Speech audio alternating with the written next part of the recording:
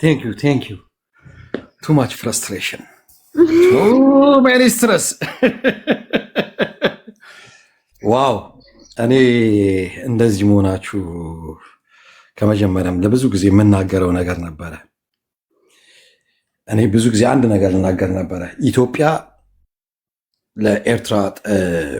ኤርትራ በዚህ ደረጃ ላይ መድረሷ ኢትዮጵያ ፓወርፉል ሆና አይደለም ል ነበረ። የኛ ጠላቶቻችን ዌስተርኑ ፖሊሲ ነው። የዌስተርኑ ገቨርንመንት ብቻ አይደለም ፖሊሲ ነው። አንድ ነገር የተናገረው ነገር አለ ዶናልድ ትራምፕ። ብዙዎቻችሁ ያላስተዋላችሁት ነገር ኤርትራ ሳንክሽን መነሳቱ ስትሬት ኦፍ ሆርሙዝ ላይ የሚመስላችሁ አሁን ያለው ታሪክ አይደለም። ከ2025 የጀመረ ነው። ራይት አዌ ትራምፕ እንደመጣ ለኢሳያስ አፈወርቂ ነው ደብዳቤ ጻፈለት። ኢሳያስም በተከታታይ ለአራት ደብዳቤ ተጻጽፈዋል። ምንድን የሆነው ያ ነገር ነው የቀጠለው። ዴናት ኢንድ ሳንክሽኑ ነው መነሳት አለበት የተባለው። መነሳት ስላለበት የሚነሳበት ምክንያት ደግሞ አሜሪካ ዓለም ላይ ፖሊሲዋን ስለቀየረች ነው። ሪዝኑ ስትሬት ኦፍ ሆርሙዝ አይደለም። የአሜሪካ ፖሊሲ ዓለም ላይ ተቀይሯል። ትራምፕ ወርድ ባይ ወርድ ያለው ምንድነው? ከእንግዲህ በኋላ የትኛውንም ሀገር እኛ የምንፈልገውን ነገር እንዲያደርጉ የምንጭንባቸው ጫና የለም። ሌት ዜም ቱ ዱ ዋት ዴይ ዋንት ነው ያለው። ጌታን ተቀበለው ነው። ለዚህ ምስክሩ ደግሞ ምንድን ነው? አንደኛ ኮንጎ ላይ ያደረጉት ነገር ነው። ከኮንጎ ጋር ያደረጉት ነገር ምንድን ነው? የፈረንሳይን ከወጣችው በኋላ ምናምን ኤሪክ ፕሪንስንም አሜሪካ ካባረረችው በኋላ ከኮንጎ ጋር 50-50 የሆነ እንትን ያደረገችው።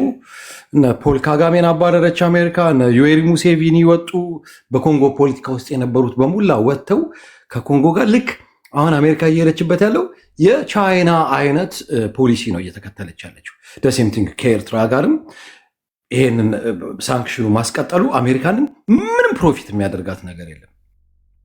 በተረፈ የቀይ ባህር ላይ ያላትን ኢንተረስት ከጆርዳን ጋር፣ ከሳውዲ አረቢያ ጋር፣ ከኢጂፕት ጋር ኤንድ ከኤርትራ ጋር ኤርትራን ብቻ ጠላት በማድረግ ቀይ ባህር ላይ ያላትን ኢንተረስት ማስቀጠል እንደማትችል ስላወቀች ከኢጂፕት ጋር ያደረገችው ውል ከኤርትራ ጋር እየተፈራረመች ነው።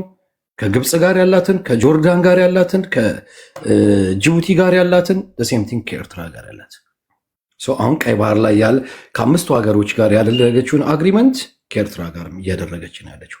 ኦፊሻሊ ሳንክሽኑ ሊፍት አፕ ተደርጓል ማለት ነው። በተረፈ ከኢትዮጵያ ጋር የሚያገናኝ ምንም ነገር የለውም። ኢሳያስ አፈወርቂ አይ ሳንክሽኑ ከተነሳለት መስራት የሚችል መንግስት፣ ይሄ የእናንተን ፍረስትሬሽን ምናምን ለማዋደቅ የምትሄዱበት መንገድ የኤርትራ ህዝብ እንደዚህ ድሃ ነው የሚበላው አጣ የሚጠጣው ግን ይፈልጋል ኤርትራን እንትን ማለት እናንተ ማለት አትቻሉም። እሱም እኮ ኢኮኖሚ ከፈጠረ አታስቀምጡትም። እንዴት ያደርጋል? እኔ እኮ ለሱም በሱም አልፈርድም። ባይዘዌ ፍሬ ሳንክሽኑ ኦፊሻሊ ተነስቷል እስከ 98 ኤርትራ ውስጥ የነበረው ኢንቨስትመንትና ኢትዮጵያ ላይ በዛ ሰዓት ላይ አንዲት ህንፃ እንኳ አልተሰራችም። እድሜ ለኢትዮጵያ አንተ ትቀልዳለህ። ቆይ ፍሬ ከ91 እስከ 98 ኤርትራ የሄደችበት እድገት ምጽዋ ፍጹም ዱባይን እስከምትመስል ነው ቢልድ አፕ ያደረጓት።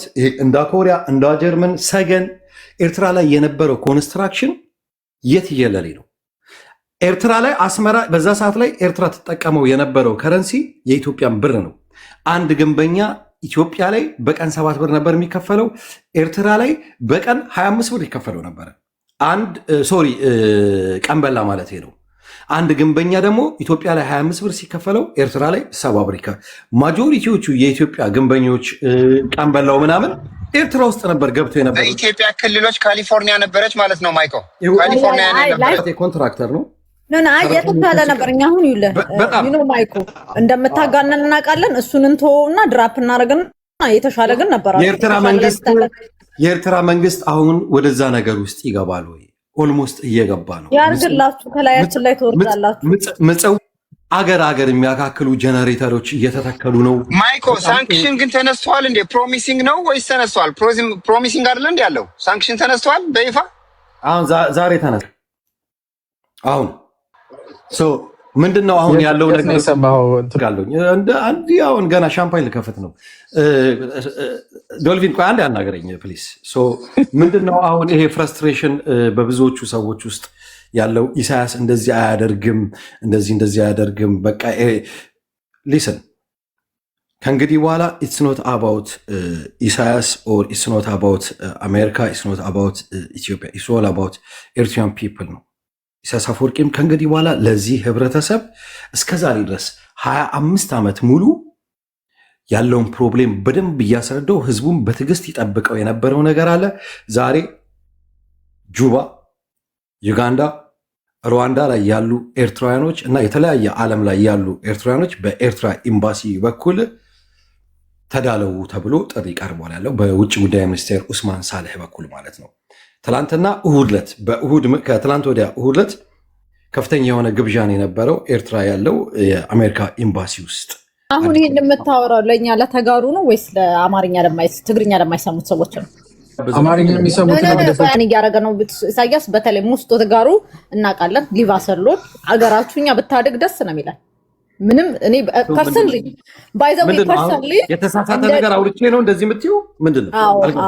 ተሳሳትክ፣ በቃ ይሄን ተሳሳትክ በይኛ። እንደዛ እኮ ነው ጨርስና አለ። ኦኬ ደስ ይለኛል። ግን ጥያቄ ማይኮ እስከ አንድ ጥያቄ መሰርታው ግን ያልገባኝ ነገር ኤርትራ ልጨርስና አንድ ሰከንድ አትፍራኝ፣ ችግር የለውም። በዛው እንትን ስለ ማዕቀቡ ለምሳሌ የምትለው እቀባው ምንድነው የነበረው ማለት ምንድነው? አሁን ኤርትራ ያለ የባንክ አክሰስ ምናምን ተዘግተዋል። እቀባውን ልንገር። እቀባው ምን ነበር? አንዴ ልጨርስ ጥያቄን። አንድ ሰከንድ ማይኮ፣ ችግር የለውም እኮ እኔ እያልኩ ያለው ኤርትራ እንደ ኤርትራ እንዳትነግድ ካምፓላም ኡጋንዳም ያሉ ኤርትራኖች ቢዝነስ እንዳይሰሩ ከዱባይም ከምንም ኤርትራ እንዳያንቀሳቅሷት እቀባው ምን ነበር? ለምሳሌ ኢትዮጵያ እቀባ ነበር አይደል? አሁን ቅርብ ጊዜ ከትግራይ ጋር ተያይዞ ከንግዱ ጋር የተያያዘ ምንድነው የሚባለው ይሄ ከአፍሪካን ምናምን የሚጠቀሙበት ነፃ ንግድ የነበረ ብዙ ኢትዮጵያ ማዕቀቦች አሏት አይደል? ከአሜሪካ ኢንፋክት አሁን እነዚህ ኤርትራ እንደ ኤርትራ እንዳትነግድ የከለከላት እቀባው መሳሪያን ከመሳሪያ ጋር ምናምን ከተያያዘ ካልሆነ በቀር ስለ ኤርትራ ራሱ እቀባው ምንድነው የነበረው የሚለውን ጥያቄ ስለሚፈጥርብኝ ነው። ያን ያክል ተጽዕኖ ቆንጆ ምን አለ መሰለ፣ ከእቀባው ውስጥ አንደኛው ስዊፍት ነው። ሁለተኛው ደግሞ የኤምባርጎ ሳንክሽኑ የኤርትራ ዲፕሎማቶች ከየትኛውም ዓለም ጋር እንዳይገናኙ ማለት ነው። ኤርትራ ገና የጠነከረ ኢንስቲትዩሽን በሌለባት ፕራይቬታይዜሽን ባልተስፋፋበት ሰዓት ላይ የኤርትራ መንግስት እንደ መንግስት የቆመው እንደነ ሬድሲ የመሰሉ ድርጅቶች አሉ። የብሔራዊ ባንክ ኦፍ ኤሪትሪያ እሱ ሳንክሽን ተደርጓል። ቴሌኮሙኒኬሽን ኢንተርኔቱ ምኑ ሳንክሽን ተደርጓል።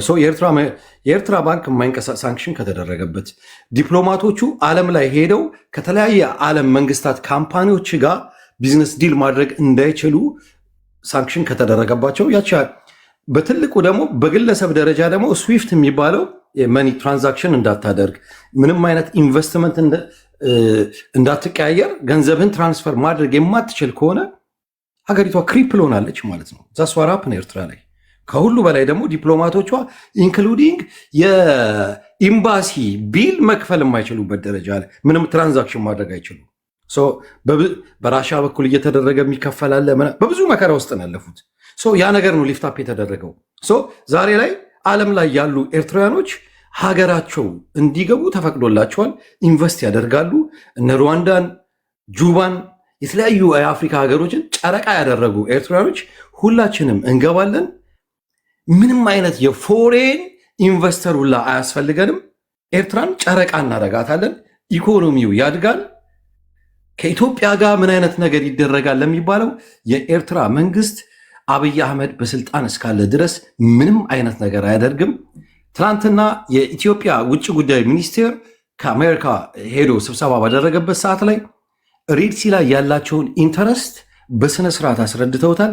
ኤርትራ ከኢትዮጵያ ጋር ሰላም አድርጊ አታድርጊ ብሎ ፎርስ የሚያደርጋት ነገር የለም ማንም ኃይል። ቢኮዝ ዓለም ላይ ያለው ፖሊሲ እንትን ብሏል። አብይ አህመድ በራሱ ጊዜ የገባበት ጣጣ እሺ፣ ከፋኖ ጋር፣ ከትግራይ ጋር፣ ከኦላ ጋር፣ ከሱዳን ጋር፣ ከሱማሌ ጋር፣ ከኤርትራ ጋር ነገሩን በሙላ አብካክቶታል። የኤርትራ መንግስት እንደዚያ ነበርደንና እንደዚህ አይነት የጥላቻ ፖለቲካና የወራሪ መንፈስ ካለው መሪ ጋር የሚያደርገው ዲል የለም። እንደ ኢኮኖሚ ከኢትዮጵያ ጋር መስራቱ በጣም ጥሩ ሆኖ ሳለ ዛሬ ላይ ግን ለኤርትራ አያዋጣትም። መጀመሪያ ራሳችን የሀገራችንን ኢኮኖሚ ቢልዳፕ እናደርጋለን። ኤርትራዊ በቂ ነው። ታሴት ነት ውጭ መኖር አይችልም። ከዚህ ከሴራ ፖለቲካ ውጪ ያደገበትን ፖለቲካ እሱ ነው። ሻዕቢያዎች በደንብ አድርገው የአብይን ማንነት አጥንተውታል። ሊቀየር የሚችል ሰው አይደለም። አይሰራም። የኤርትራ መንግስት ቀጥልና ከዛ ገሄደው ይሄ ማዕቀቡ ያው ኦልሬዲ በኢማጂነሪ ማዕቀብ ነው የነበረው፣ ተነስቷል። ትክክለኛው ያለው ስቲል አለ። እሱን ለማንሳት ደግሞ ጥሩ ነው። ባይዞ የማዕቀብ መነሳት ከዚህ በፊትም አውርተናል። ለኢትዮጵያም ለኤርትራ ህዝብም ጥቅም አለው። እውነት ለመነጋገር ከሆነ ሰው ማዕቀቡ ቢነሳ ጥሩ ነው። ፕሪኮንዲሽኖቹ ላይክ ይሄ ማዕቀብ እንዲነሳ ደግሞ መደረግ ያለባቸው ስምምነቶች የበለጠ አስፈላጊ ናቸው። እነሱን እየተስማሙ እያስተካከሉ ይሄዳሉ ብለን እናስባለን። ኢሳያስ አይ ዶንት ቲንክ ቅድም አይ ቲንክ በደንብ አስቀምጦታል። ብልጅረንስ እንጂ የተረጋጋ ነገር ኢሳያስን የሚጠቅመው አይመስለኝም። አይተርፍም፣ ረጅም ጊዜ አይኖረውም። ህግደፍ ሰላማዊ ነገር ከተፈጠረ ቢኮዝ ብዙ ጉዳት ያደረሰ በቀጠናውም ላይ በራሱ ሀገር ህዝብም ላይ ብዙ ጉዳት ያደረሰው it's going to hand him back. so ለዛ ሲባል ኢሳያስ አይ ዶንት ቲንክ ይሄን የሚፈልገው አይመስለኝም። ወደ ሰላማዊ ወደ ትክክለኛው ዲፕሎማቲክ ላይን እንዲገባም ነው ደግሞ የሚፈልገውና ለዛ ፈቃደኛ ይሆናል የሚለው አይ ዳውት ሰውየው በዚህ እድሜው እንደገና ተቀይሮ ጤነኛ መሪ ይሆናል የሚል ነገር አላስብም። ማይኮ ግን ምኞትህን አበረታታለሁ። አሜሪካ ኢንትረስታቸውን እንደውም በጣም አግሬሲቭሊ ኢንፎርስ የሚያደርጉበት ዘመን ላይ ናቸው። ቴል ዘም ሳይሆን they're going to tell you what they're going to do to you። አሁን ባሉበት አይደለም አፍሪካ ላይ ጎረቤቶቻቸው ያሉ ሀገሮችን ማን እንደሚመራቸው ሁሉ እስከ መወሰን ነው የሚሄዱት። ቬንዙዌላን ያላትን ፕሬዝዳንት ወስደው ሌላ ፕሬዝዳንት እንዲመረጥ ያደርጉ ናቸው። ወደ ኩባ እንሄዳለን እያሉ ነው።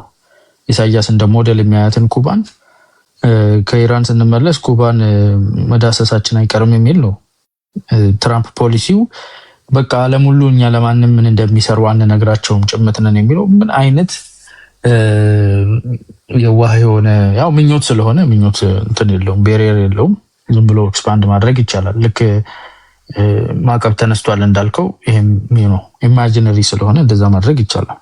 at the end of the day ዩኤስ ኢንፎርስ የሚያደርጉት በጣም ሃይሊ እንደውም towards their own interest ቲልት ያደረገ ነገር ነው እያደረጉ ያሉት የሚያደርጉት going forward።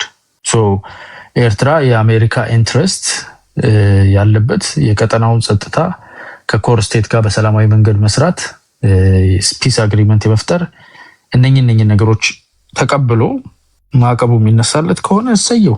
አንደኛ ማዕቀቡ መነሳቱ ለቀጠናውም ለሀገሪቱም ያደገ ሀገር ሲኖርህ እኮ ብዙ ተፈናቃይ ይቀንሳል፣ ብዙ ነገር ችግሮች እንትን ያሉ ይስተካከላል። ወደ ኖርም ትገባለህ፣ ሰው ሀገር ሄዳ አትረብሽም። እንደዚህ ስለሚሆን ጥሩ ነው። ከዛ ውጪ ወደ ማዕቀቡ መነሳት የሚያደርሰው ንግግርና ስምምነት ዲፕሎማቲክ ኖርም ውስጥ የመግባቱ ነገር ራሱ እሱም ደግሞ የራሱ ተርፋለውና እንደ ኢትዮጵያ ከዚህ በላይ የምንጠይቀው ነገር ያለ አይመስለኝም። ኢሳያስ ያደርገዋል ሃይሊ ዳውት። ካላደረገው ሌሎች አማራጮች ይመጣሉ።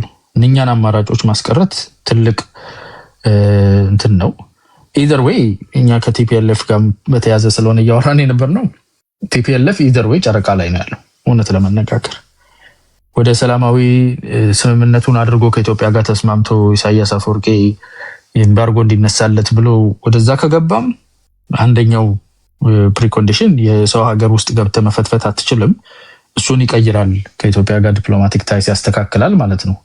ያ ሆነ ማለት ቲፒኤልኤፍ አለልኝ ብላ ክልሉን ስታምስ የፈለገችውን ፕሬዝዳንት ስታባረር እንደዛ ስትፏልል የነበረችውን ትንሽ ሰብሰብ ማለት ነገር ይኖራታል። ሁለተኛ ራሱ ተስማምተው መሄድ ካልፈለገና በሊጀረንት ሆኖ ከቀጠለም ደግሞ እዚህ አካባቢ ላይ ማንንም አይነግረኝም፣ አሜሪካም ባርጎን አታንሳ፣ ከፈለገች እኛ ሰርቫይቭ እናደርጋለን፣ ማንንም ምን እንደምንሆን አይነግረንም የሚለውን አቲቱድ ከያዘ ደግሞ አሁን ያለው አሜሪካ መንግስት ወደ ሶፍት ፓወር የሚሄድ ስላልሆነ አቶ ኢሳያስም ቲፒኤልኤፍ ጋር ያሰቡትን ኢትዮጵያ ውስጥ የመረበሽ ሀሳብ አጠናክረው እየቀጠሉ መሆኑ ስለሆነ ያንን ለመግታት የሚደረገው እንቅስቃሴ ዓለም አቀፋዊ ድጋፍ ያለው ለኢትዮጵያንም ደግሞ የመጨረሻውን እድል በተለይ ከውስጥ ያለውንም ከውጭ ያለውንም የውጭውንም የባዳውንም ባንዳውንም የሚሉት ማለት ነው የመንግስት ሰዎች ሃንድል የማድረግ ስራ ውስጥ ነው የሚገባው። እሱ ጎጂ ነው ለህዝባችን። ቢቀበል ደስ ይለናል። ትልቅ እድል ነው። ከጦርነት መለስ ያለው ትክክለኛው አማራጭ ይሄ ስለሆነ ማለት ነው። ቀጠናው ከሆርሙዝ ጋር ተያይዞ ያለውን መንገድ ይሄ ከየመን እንዳይዘጋው አይደል ስጋቱ? ቢያንስ እዛ ቀጠና መረጋጋት አለበት አይነት ነው። ኦሬዲ ለምንድን ነው እንደዛ ነው? ሁቲ ዘጋሎ ስላለ ነው አይደል? ዋናው በቃ ለዛ ነው። አሜሪካ እሺ ገባች። እሺ አሁን የግራ የገባኝ ነገር እሺ ኤርትራ ጋር ምናምን ከኢትዮጵያ ጋር ለጊዜው ተውት ምናምን ተብሎ አሜሪካ ገበች ኤርትራ ምን ልታደርገው ነው? ከዛ እዛ ሆኖ ለሁቲ ልትገጥመው ነው? ምን አካባቢውን እዛ ቤዝ ቢኖራት ወይም እኔ ብዙ ጊዜ ቀይ ባህር ሲባል ይሄ ነው ለመር መቼም የነከር ቀጠና የፈለገው ቢሳደብ ምን ቢል ቀጠናው አንድ በጥባጭ አይደለም። ኤርትራ ራሱ በጣም በሱ በሚያልፈው ነገር ምናምን ይሄን ያክል እንትን አይደለም። ከኢትዮጵያ ጋር የተያያዘ የሆነ መርከቦችን ይዘዋል ምናምን ካልተባለ ቀር ይሄን ያክል አስጊ አይደለም። ራሱ ሻዕቢያ እንደ ሽብር ታይቶ ባህር ላይ አስጊ አይደለም። እስካሁን አያረጋትም። አሁን እያሉት ያሉት ግን አሜሪካ ገብቶ ኦሬዲ የጦርነት ቀጠና ከመሆኑ ይቀራል ወይ ነው። እዛው ነው የሚዋጋ ከሆነ ለሁቲ ምኑን አሁን እዛው በዛ መንገድ እንታዩ ፈልጌ ነው። ምን ፈልጋ ነው አሜሪካ እዛ ምን ልታሳጋ ፈልጋ ነው ለማለት ነው። ለመጀመሪያ ደረጃ ቀይ ባህር ላይ ያለችዋ ኤርትራ ብቻ አይደለችም። የሁቲ አግሬሽን ኤኒቲንግ ካለ የቀይ ባህር አባል ሀገሮች የሚባሉ ከ6 በላይ ያሉ ቀይ ባህርን የሚመለከታቸው እነሱ ናቸው። ሳውዲም አለች፣ ግብፅም አለች፣ ጆርዳንም አለች፣ ኤርትራም አለች፣ ጅቡቲም አለችበት፣ የመንም አለች። የቀይ ባህር ጉዳይ የኤርትራ ጉዳይ ብቻ አይደለም። ያለፈው 30 ዓመት ደግሞ በኤርትራ በኩል ቀይ ባህር ላይ በኤርትራ ሳይድ ምንም የተፈጠረ ነገር የለም። አሜሪካ ደግሞ ሁል ጊዜ ስትሮንግ ከሆነ ሊደርሺፕ ጋር ስፔሻሊ ደግሞ ዶናልድ ትራምፕ ስትሮንግ ከሆነ ሊደርሺፕ ጋር እንትን ማድረግ ይፈልጋል። ዲስ ዴይስ አብይ ስትሮንግ ሆኖ አይደለም አሜሪካ የምትፈልገውን ኢትዮጵያ ውስጥ ያለውንም ነገር ኮንትሮል ማድረግ አልቻለም። ኤቭሪቲንግ ኢዝ ከቁጥጥር ውጭ የሆነ ነው እና አሜሪካ አብይ ያላትን ኢንተረስት ሉዝ እያደረገች ነው። ለዛም ምልክቱ የዚህ ኤሜሶን ነው ምናምን የሚባለው የዚህ የአፍሪካ የፒስ ኪፐር የሚባሉትን ከትላንት ወዲያ አንድ የወጣ እንትን አለ። ከእንግዲህ በኋላ አልሸባብን መዋጋት ከፈለጋችሁ በራሳችሁ ወጪና አሜሪካ እጅግሬን ይዤ ወጥቻለሁ የሆነ የፖለቲካ ፕሮቴክሽን በዚህ በሳተላይት ምናምን ላግዛችሁ ይችላለሁ እንጂ ወጫችሁንም ምናምናችሁንም አሜሪካ ይኸውልህ እጅ እግሯን ጥላ እየወጣች ነው። ሞር ላይክሊ አሜሪካ ከእንግዲህ በኋላ ትራምፕ ቅድም አያና እንዳለው ሳይሆን አሜሪካ የቻይና አይነት ፖሊሲ እየተከተለች ነው። በሰዎች አገር እንትን ውስጥ ኢንተርፌር ባለማድረግ ሞር ምንድን ያደረገባት ዲዶላራይዜሽን የሚባል ዶላርን ያለመጠቀም እሷ ሞር ሳንክሽን እና ኢንተርፌር ባደረገች ቁጥር ዶላርን ያለመጠቀም ከአሜሪካ የመሸሽ ሌላ አይነት ግሩፕ የመፍጠር ነው። ዶናልድ ትራምፕ ይሄን ነው አስቀራለሁ እያለ ያለው። ኢንተርፌር አያደርግም። የራሱን ጥቅም ልክ እንትን ላይ ኮንጎ ላይ እንዳደረገው አሁን ፒስፉሊ ከኮንጎ ጋር በጣም በሰላም እየሰሩ ነው። በ2026-27 የኮንጎ ጂዲፒ ከአፍሪካ 3ኛና 4ኛ ይሆናል ተብሎ እየተጠበቀ ነው። የመጨረሻዋ ድሃ ሀገር ተብላ ለዘመናት እንትስ ማዕድኗ ኤክስፕሎይት ይደረግ የነበረው አሜሪካ በአዲሷ ፖሊሲ መሰረት ከኮንጎ ጋር ባደረገችው እንትን ነገሮች ሁላ እየተቀያየሩ ነው። ቬሪ ሰክሰስፉል ነው።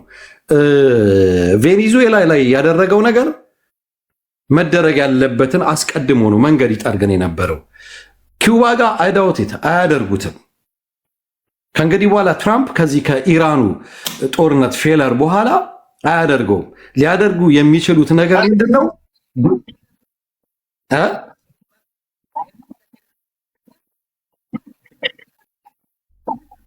የአንተ ጥያቄ እኮ የቀይ ባህር አይደል የጠየቀው? የቀይ ባህር ነው።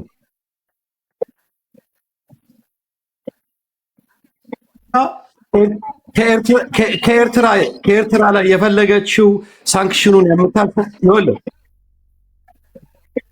ደረጃ የዚህ የሳንክሽኑ መነሳት 2021 ላይ ትግራይ ላይ ኤርትራ ትግራይ ላይ ባደረገችው ኢንተርፌር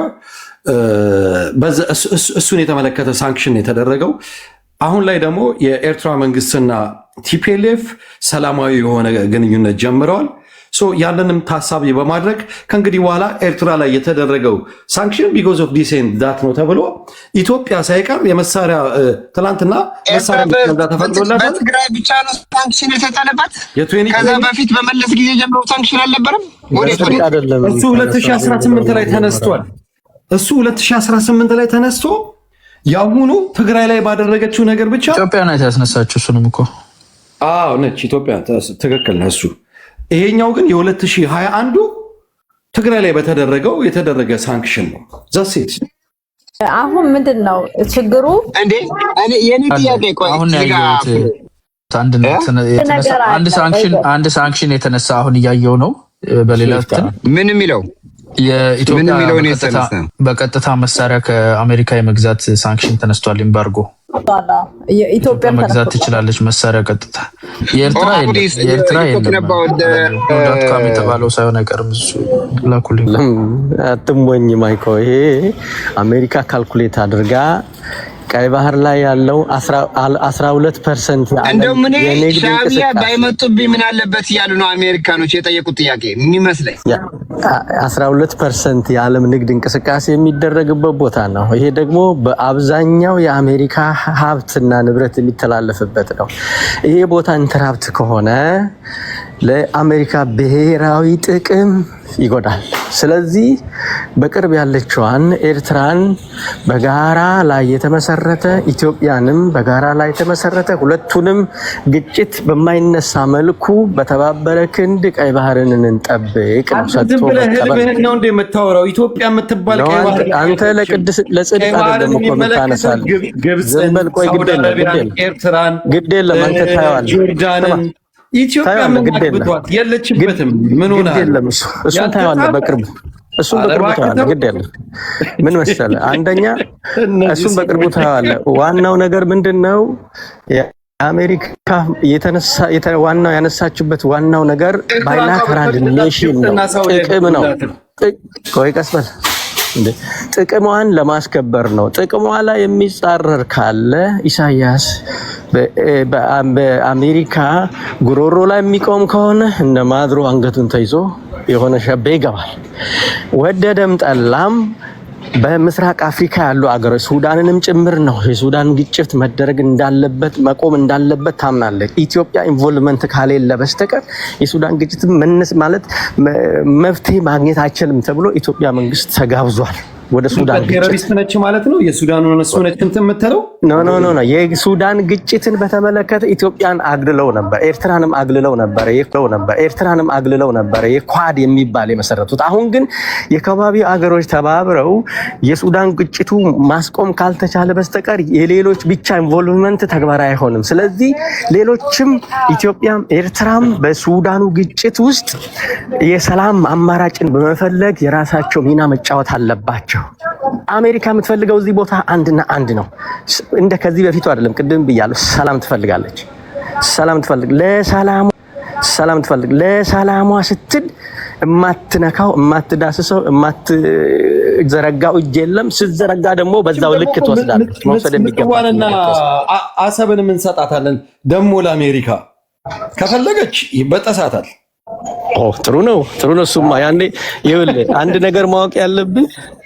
ነገር ማወቅ ያለብን የዝሆንና የአይጥ ማለት ነው። ይሄን በደንብ መረዳት አለብህ። አሁን በኢትዮጵያ ላይ ቁጥር አንድ ዛሬ ትላንትና ወዳ የተስማሙት ኢኮኖሚክ ፕሮስፔሪቲ ነው የተስማሙት። ኢኮኖሚክ ፕሮስፔሪቲ ማለት ከኢትዮጵያ ሂውጅ ሀብት ሂውጅ ሪሶርስ በጋራ የሆነ ጥቅም በተመለከተ ተወያይተው የጋራ ጥቅም ከማስከበር አንጻር ነው።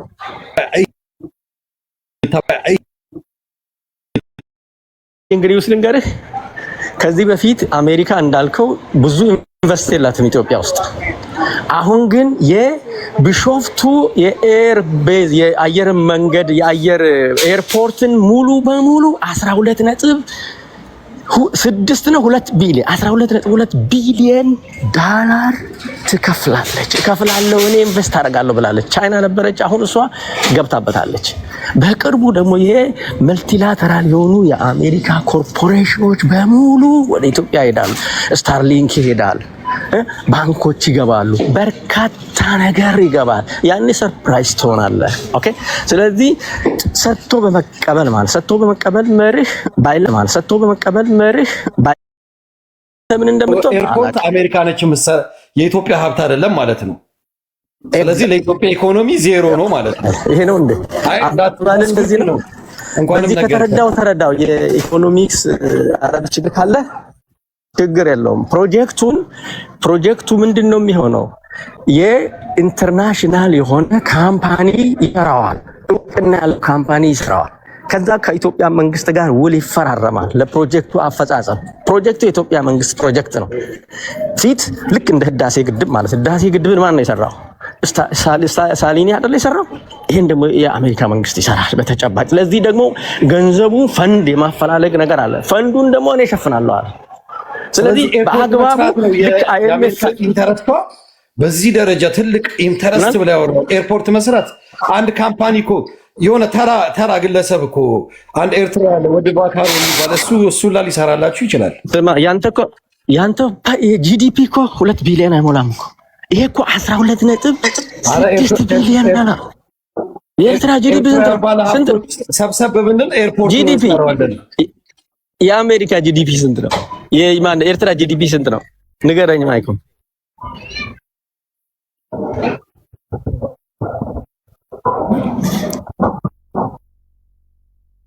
አው ብርቅ ነው። አንተ እኮ ኡጋንዳ ያለውን አንተን ሰው እኮ እየሰበሰብክ ነው እያልክ ነው አይደል?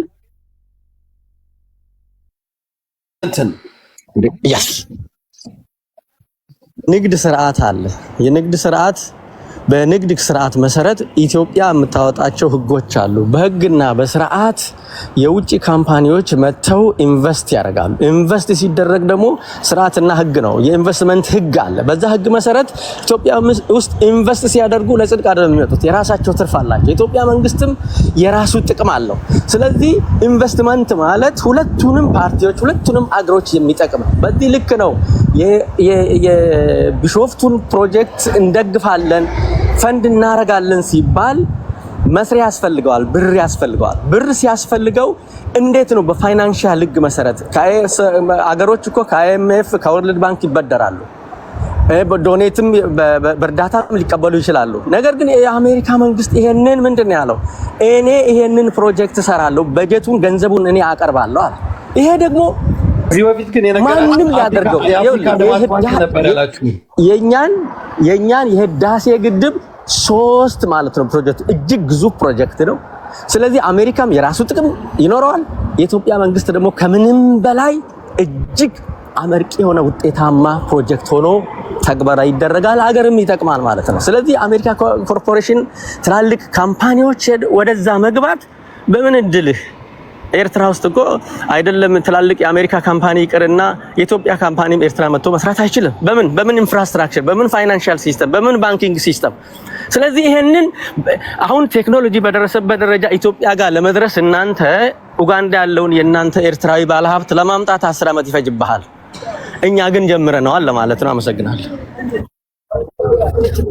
ፍሬና ዶልፊን የሉም እንደምትመለከቱት። ስለዚህ ተከባብረን ተራ ጠብቀን ማውራት ይቻላል። ሄርፖ ማይክህን ያዝልን። ስሊም ብሏል። ማይኮና ፒስ ያንን ጥያቄ መመለስ ይችላሉ የምታስታውሱት ከሆነ ወይስ ጌዶ ትደግምላችኋለህ?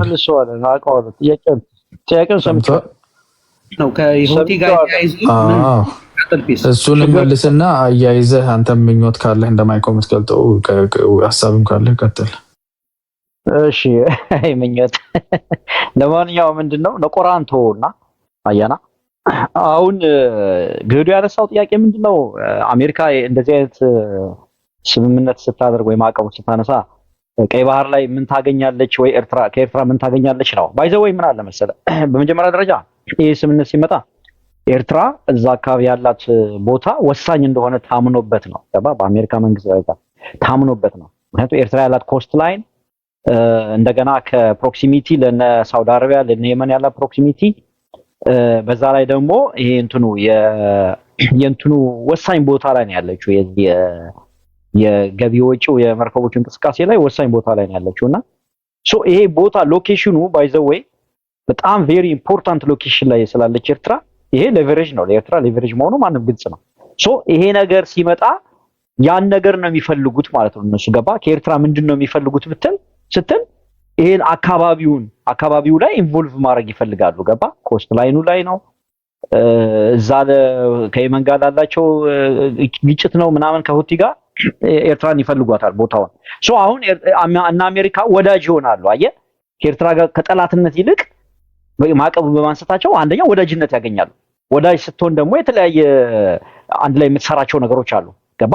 እሱ ብቻ ሳይሆን ኤርትራ ራሱ እዛ ሰርክል ላይ ለመግባት ማዕቀቡን እንደ ምክንያት ስለምታቀርበው የነበረው ይሄው ማዕቀቡን አንስተን ይሻላል ሶ let's do it የሚባል ነገር ይመጣል ማለት ነው ከዛ በኋላ ኤርትራም የራሷን የሆነ የምታበረክተው ነገር እንዲኖር በዚህ በኩል አሳስሯት የነበረው ማዕቀብ ተነስቶ ፍሌክሲቢሊቲ ይሰጣታል ማለት ነው ሶ ስለዚህ እዛ ሲሆን ኤርትራም በዚህ ጉዳይ ላይ ዝም አትልም ማለት ነው ተሳተፋለች ገባ ለራሷም ደህንነት ለአካባቢው ለቀጠናውም ደህንነት ሶ ምን ማለት ነው አሁን አሜሪካ እዛ አካባቢ ኤርትራ ባህር አካባቢ ሆና መንቀሳቀስ ብትፈልግ እዛ ሆና የተለያዩ ኦፕሬሽኖች መፈጸም ብትፈልግ ትችላለች ማለት ነው ኤርትራ ይሄንን አሁን ነፃ ትሰጣታለች ገባ ትፈቅድላታለች ለምሳሌ አሁን እነ ስፔን ብታይ አውሮፓውስ የአሜሪካን እንትን አንፈቅድም ብለዋል አይደል ለአሜሪካ ጦር ምንም አይነት የቦታ የሚሆን የአየር ስፔስ አንፈቅድም ብለው ስፔን በለው ጀርመን በለው እንግሊዝ በለው አውሮፓውስ በጣም እየተቃወሙ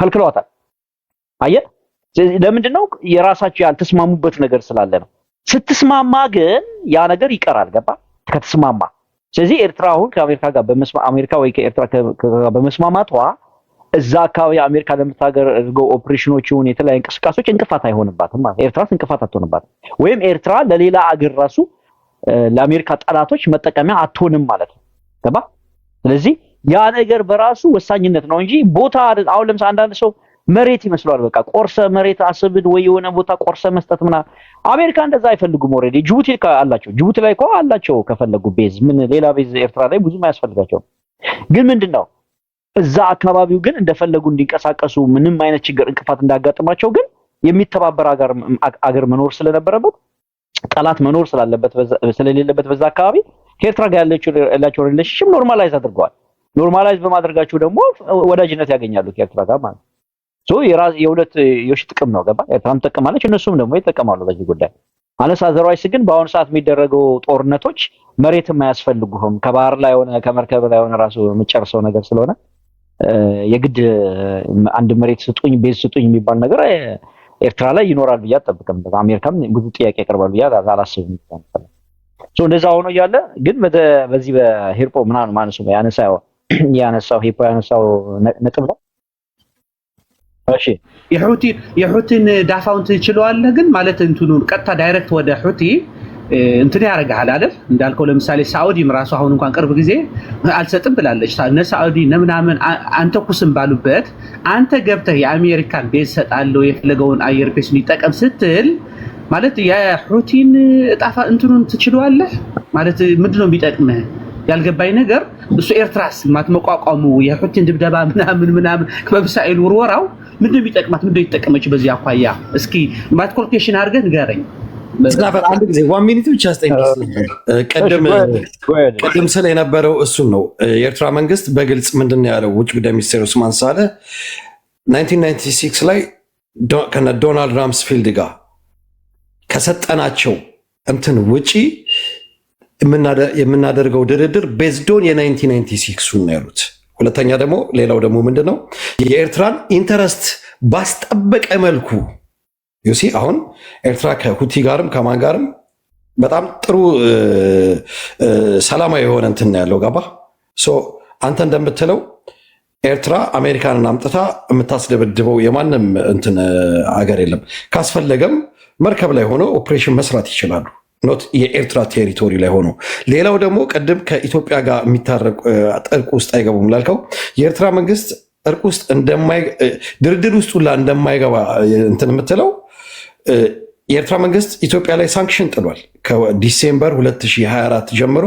የኢትዮጵያን ኤርላይንስ የኤርትራ አየርን እንዳይጠቀም ከልክሏል ያለው። አሁን ብዙ የብልጽግና ካድሬዎች ይሄን አይናገሩም፣ ያሳፍራቸዋል፣ እንደ ማነስ መስሎ ስለሚሰማቸው። ኤርትራ ሳንክሽን አድርጋባታለች። ያን ነገር ሁላ ነበረ እንደው ከዚህ ጀምር ነበረ የሆነ ነገር የሰላም አይነት ነገር ሻዕቢያ ከአብይ ጋር ቢፈልግ ኖሮ፣ ግን ኔቨር ኤቨር ያን የአየር ክልል አይፈቅድም። በዚህ መልኩ ነው ሊቀጥል የሚችለው ማለት ነው። ቀጥል። ግዱ የጠየቀው ነገር ምንድን ነው? የሁቲን ድብደባ ትችሉታላችሁ ወይ ነው። ባይ ዘ ወይ ሁቱ ከኤርትራ ጋር በመከባበር ነው የሚኖሩት። ሁቲዎች በጣም በመከባበር ነው የሚኖሩት። እኛ ከዚህ በፊት ከየመን ጋር ተዋግተን እናውቃለን። ባይ ዘ ወይ በሃኒሽ ደሴት ምክንያት ውጊያ ላይ ነበርና የኤርትራን አቅም ያውቁታል፣ በደንብ አድርገው ያውቁታል ሃኒሽ ላይ። ከዛ አልፎ ተርፎ እሱ ብቻ ሳይሆን ፕሮክሲሚቲው ወሳኝ ነው። ገባ? እኛ ቅርብ ነን ከነሱ ጋር። አሰብ ባይ ዘ ወይ አሰብና የመንን ብታየው አሰብ ጋር ቆመ እኮ የመን ጋር ያለው እንትንን በደንብ ነው የምታየው። በጣም ቅርብ ነው።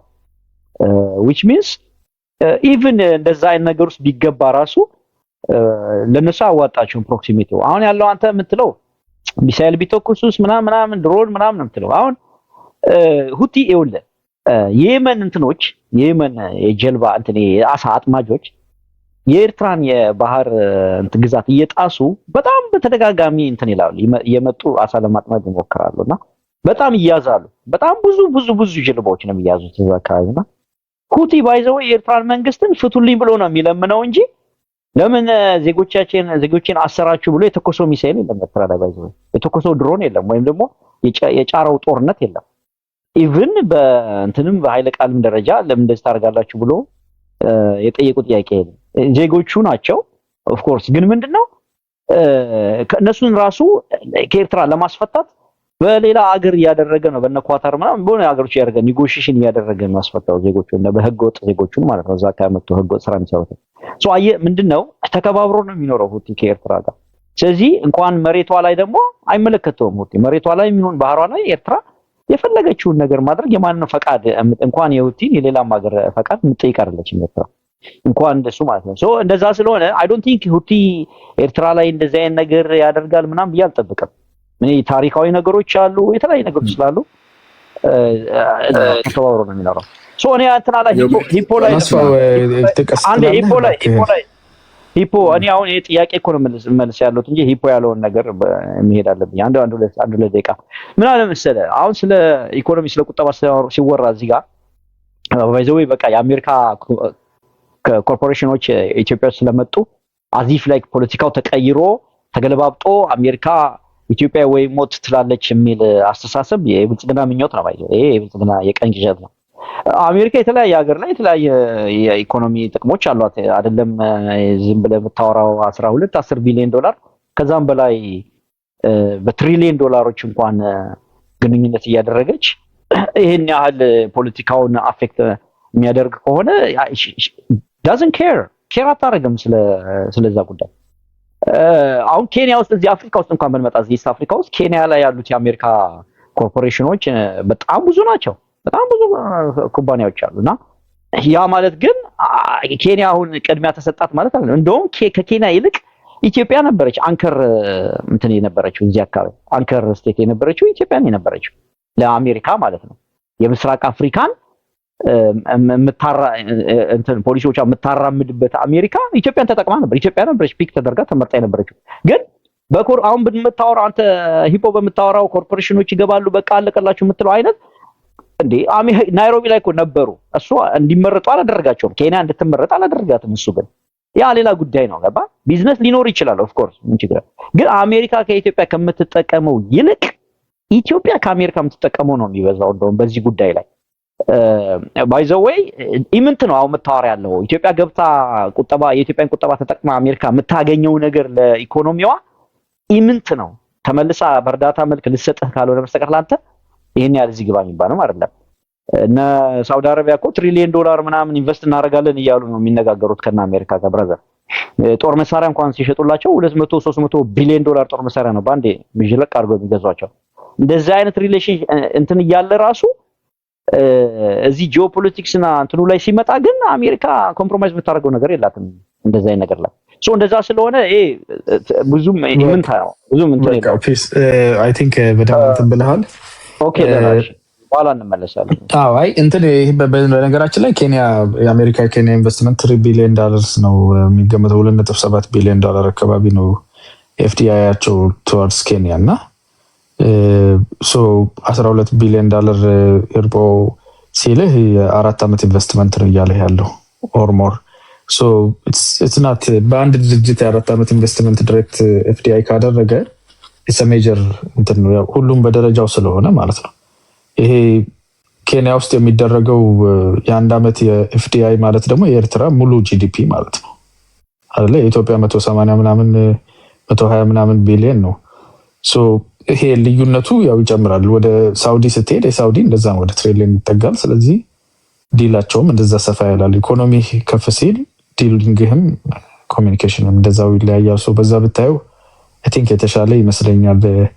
ሌላው የሚሰጡት ባይዘው ሁቲዎች ከአሜሪካ ጋር ጠላትነት መስርተህ ኤምባርጎ ውስጥ ሆነ ያላቸው አሳ አጥማጅ ጋር የምትነጋገረው ነገርና ከአሜሪካ ጋር ያንን የባህር ሰርጥ ማስከበር ላይ ስምምነት ውስጥ ስትገባ ያለ ግንኙነት ይለያያል። ቪዲዮ የጠየቀ ከዛ አንፃር ነው ያው የመለስከው። ስለምታውቀው መልሱ ትንሽ አንኮምፎርታብል ስለሆነ ነው። ችግር የለውም። ፈላስፋው ትንሽ ቸኮል ብለሃል መሰለኝና መናገር የፈለከው ነገር ካለ ቀጥል። እኔ ልናገር አንዴ ቀን ኦምና ይቀድማል ነገሩ። ኦምና እንትን የምትል ከሆነ ኦኬ ሊስን ፈላስፋው ቀድመሃል። ፈላስፋው ይቀድማል፣ ኦምና ይቀድማል። ኦኬ እኔ የተወሰነ ነገር ነው ማለት የምፈልገው። ቅድም ማይኮ ሲያነሳው የነበረው ትንሽ የተጋነነ ነገር ነው ስለ ሳንክሽን $፣ እና አሴት ሳንክሽን ተደረገ ምናምን ያለው ትክክል አይደለም ይመስለኛል። ሳንክሽኑ 2007 የተደረሰ ሳንክሽን ነው። እሱም በሚሊተሪ ሊደሮች እና ፖለቲካል ሊደሮች አሴት ፍሪዚንግ ነው የተደረገው። እሱም ተነስተዋል አብይ አህመድ ወደ ስልጣን ሲመጣ። ቀጥሎ የተደረገው አሁን ይሄ በትግራይ ጊዜ እሱም ተመሳሳይ ነው። ግን ሌላው ዋናው እኔ ማንሳት ፈልገው ኢትዮጵያና ኤርትራ የሚወዳደሩ አይደሉም። በኢኮኖሚም በስፋትም በህዝብም በምን የሚወዳደሩ አይደለም። ችግሩ የመሪዎቹ ችግር ነው ወደዚህ ያደረሰን ብዬ ነው ማስበው። ይሄን ብዬ አንድ መሰረታዊ ነገር ምንረሳው ከኤርትራ ጀርባ ሁሉ ጊዜ ሳውዲ አረቢያ አለች። ለሳንክሽኑ መነሳትም ሳንክሽኑም እንዲደረግ የሳውዲ ሮል በጣም ትልቅ ነው። ይሄ ይረሳል። ብዙ ጊዜ ሲነሳም የሳውዲ ፍቃድ ተጠይቆ ነው የተነሳው። ሳውዲ ነች ያስነሳችው። አንድ ይሄ ነው እንጂ በየኤርትራ የዲፕሎማሲ ጉልበትና ኃይል ስላለ አይደለም። ሳውዲ ግን ኤርትራን መጠቀም ስለምትፈልግ ሁሌ ከጀርባ አለች። እሷ ነች እንዲነሳ ያደረገችው። ሌላው ቅድም ሲነሳ የነበር አንዳንድ ነገር ቀደም ብሎ ማለት ነው ማይኮ ከመምጣቱ በፊት ስለ ትግራይ ሲነሳ የነበር አንድ ነገር አለ። አይ ዶንት ኖ አያና ሰምተው ይሆናል ወይ መናገር አልፈለክም። በኢትዮጵያ መንግስት አንድ የሚነገር ነገር አለ አይደል ነው። አሁን እኔ የ2 ቀን የሰማሁት ማለት ነው የትግራይን ሳትስፋይ ማድረግ ይቻላል። በጣም ለኢትዮጵያ መንግስት በጣም ትንሽ ነገር ነው። የትግራይን የቲፒኤልኤፍን ሳትስፋይ ማድረግ እንችላለን። 2 ጥያቄ ነው የሚጠይቁት። አንዱ ሰርቲፊኬት ነው፣ አንደኛው ደግሞ ወልቃይት ነው። ይሄንን በመስጠት ይሄን ሳትስፋይ በማድረግ አፋቸውን መዝጋት እንችላለን። አሁን የሚከብደን የኤርትራ ጉዳይ ነው። ባህር እንፈልጋለን፣ ይሄንን እንሰራበታለን። ሌላው ተጨማሪ እንደ ከበድ ያለ ትግል የሚያስፈልገው የፋኖ ጥያቄ ነው። ፋኖ ጥያቄው ወደ 4 ኪሎ ስለሆነ እሱን መዝጋት እንችላለን። ግን የቲፒኤልኤፉን ግን እንዲህ አድርገን ዘጋዋለን። በጣም ኢሚነንት ነው ጥያቄያቸው። እንደ ካርድ መጠቀም ስለፈለግን ነው የያዝነው የሚል ነገር አለና እዚህ ላይ የምታውቀው ነገር ካለ እስኪ አያና ትንሽ በለን። አረ ምንም የለም እንደዚህ አይነት ነገር። ይሄ እንትን ነው ፋብሪኬሽን ነው። ያየኸው ቦታ ካለ ላይክ ኦፊሻሊ የተለጠፈበት ወይ የተጻፈበት ካየህ ልትነግረን ትችላለህ እንጂ እንደዚህ አይነት ኮሚኒኬሽን የለም። አዶን የአባቱን ስም አልያዝኩትም፣ ግን ማን ነው ጌትነት ላጲሶ የሚባለው እሱ የሁለት ቤት ሄዶ እንዲህ ሲል ነበር። የአባቱ ስም ላጲሶ ነው። አዶን ስሙን አልያዝኩትም፣ ያው ጓደኛ ነው። ታምራት ላጲሶ ይሆናል። ታምራት ላጲሶ ራሱ ይምጣና እስቲ ይሄን በጣም ሲያራምደው ነበር። ይሄን ሁለት ቀን ታምራት ካለህ እስቲ ላክ። እንትን ሞዴሬተር የለኝም እዚህ ቤት። ፍሬ አለሽ አይደለ? አለሁኝ። ታምራትን ካገኘሽው ሳቢ አይ ዶንት ቲንክ እንትና ኦምና ዚስ ኢዝ ናት ራይት። እንደውም ታምራት ጋንግ እያረጋጋችሁ ነው፣ ሁለቱን እየሰበሰበላችሁ ነው እንደባለፈው። እሱን ነው የማውቀው። እኔ ደግሞ እያሾፈ ነው። ኖ እየሰበሰበላችሁ ነው። ፋኖንም ለመስማማት ሻቢያንም እሺ ካለ እንደ ባክ ቱ 2009 እንደ ካርድ ነገር ነው ማለት ነው። እሱን ነው የሰማሁት። እሱን ነው የማውቀው። እንግዲህ ኦኬ ኦልራይት ኦኬ አስኩት። እሺ ተመልሷል። ፍሬ ባንች ነው ማቀው። ይሄንን ነው እነሱ አይበሉ፣ ግን እሱን ነው የምናውቀው። ሰምቻለሁ ማለት አንደኛው ነገር እኔ የሰማሁት የኢትዮጵያ መንግስት ህግደፍ ኤርትራ እንደ ኤርትራ የሄደችበት መንገድ ትክክል አይደለም፣ ስለዚህ እንደ ሀገር አናቃትም እስካሉ ድረስ እንዴት ነው የምንናገረው የሚል ነገር እንዳነሱም ሰምቻለሁ። እኔ ይሄ እነ ማይኩ ያውቁታል በደንብ። ታንክ ዩ ቬሪ ማች። አሁን እኔ ተራ ነው። ኦኬ ከየትኛው እንጀምር? በመጀመሪያ ደረጃ ለኤርትራ ማዕቀቡ መነሳት የኤርትራ ኢኮኖሚ እንዲስተካከል፣ በዚህ ላይ ቅሬታ ያለው ሰው ካለ በጣም ያሳዝናል።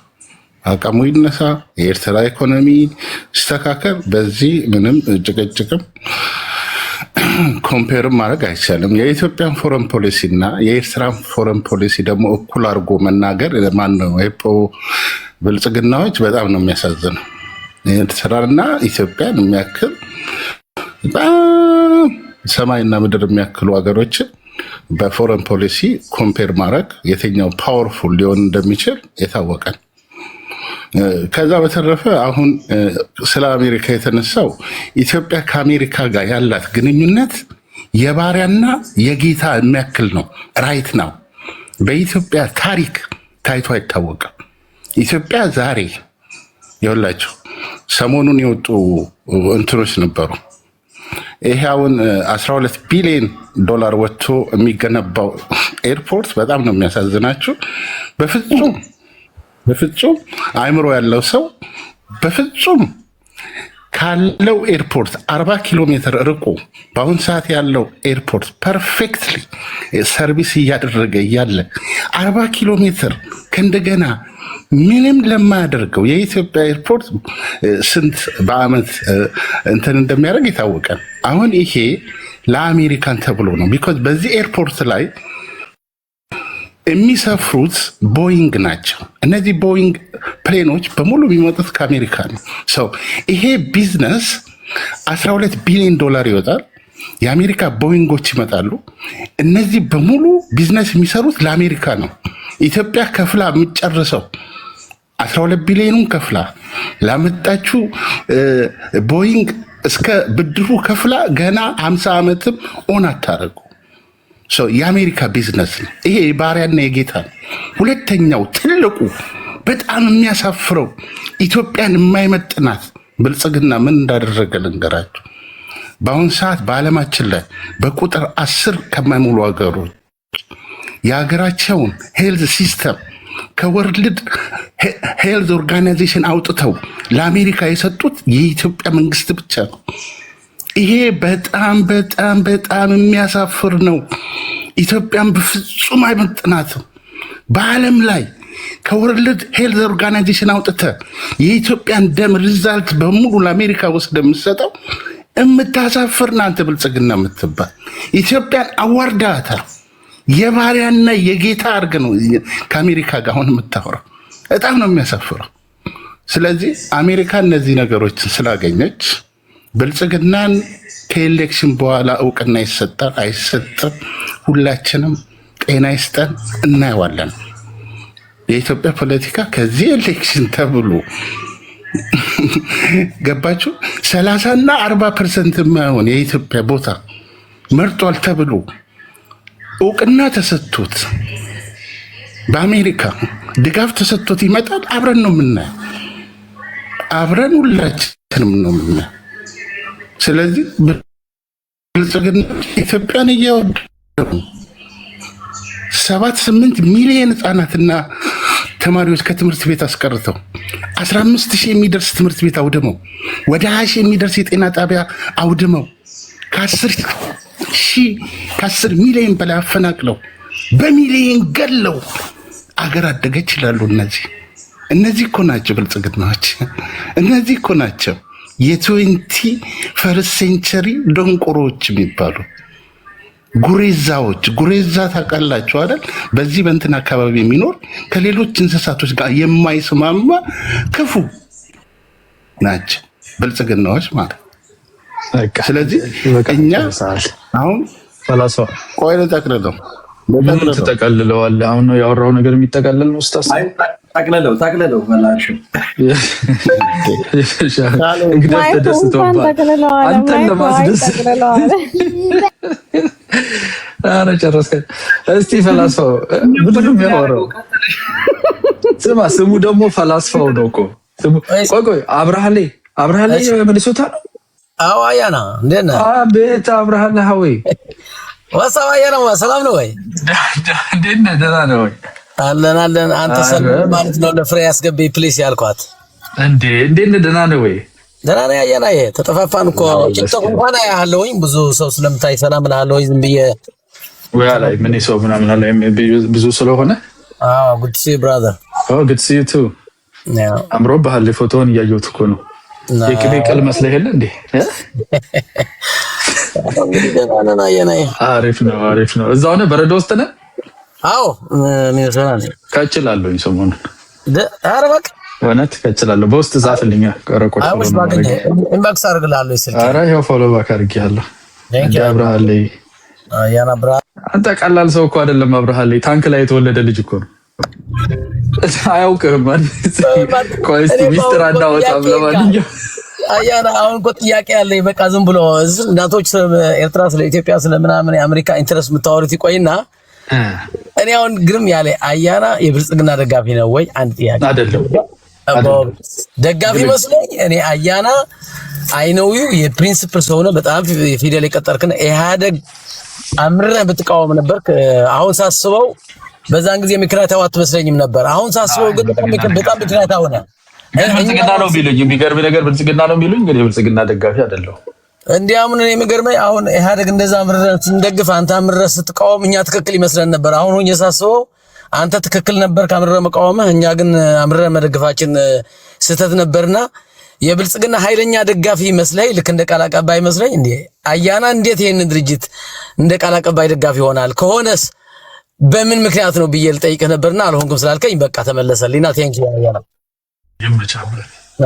አብረን መቻል ኦልራይት ባዲ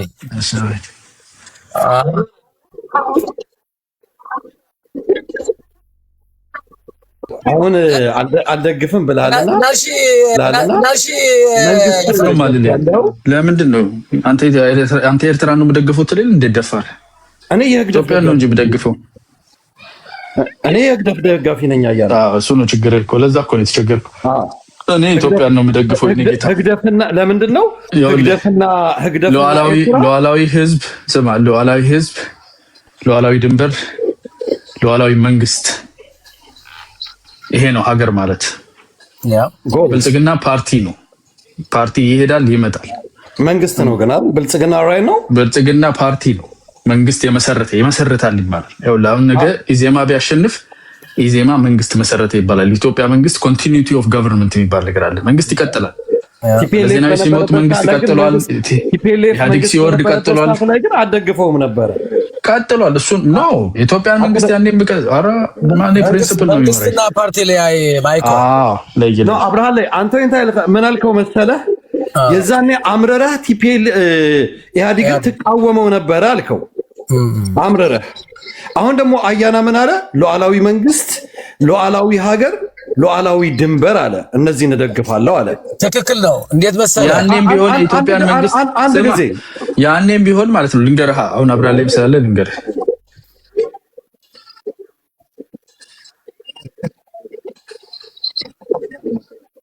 እሱን አትደግፍም አምናለሁ።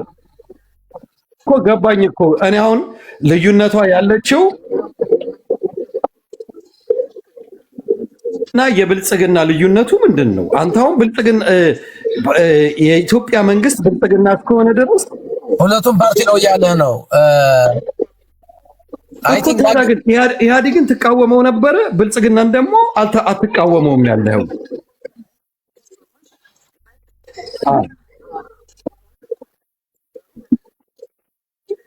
ጣር ሊሆን ይችላል።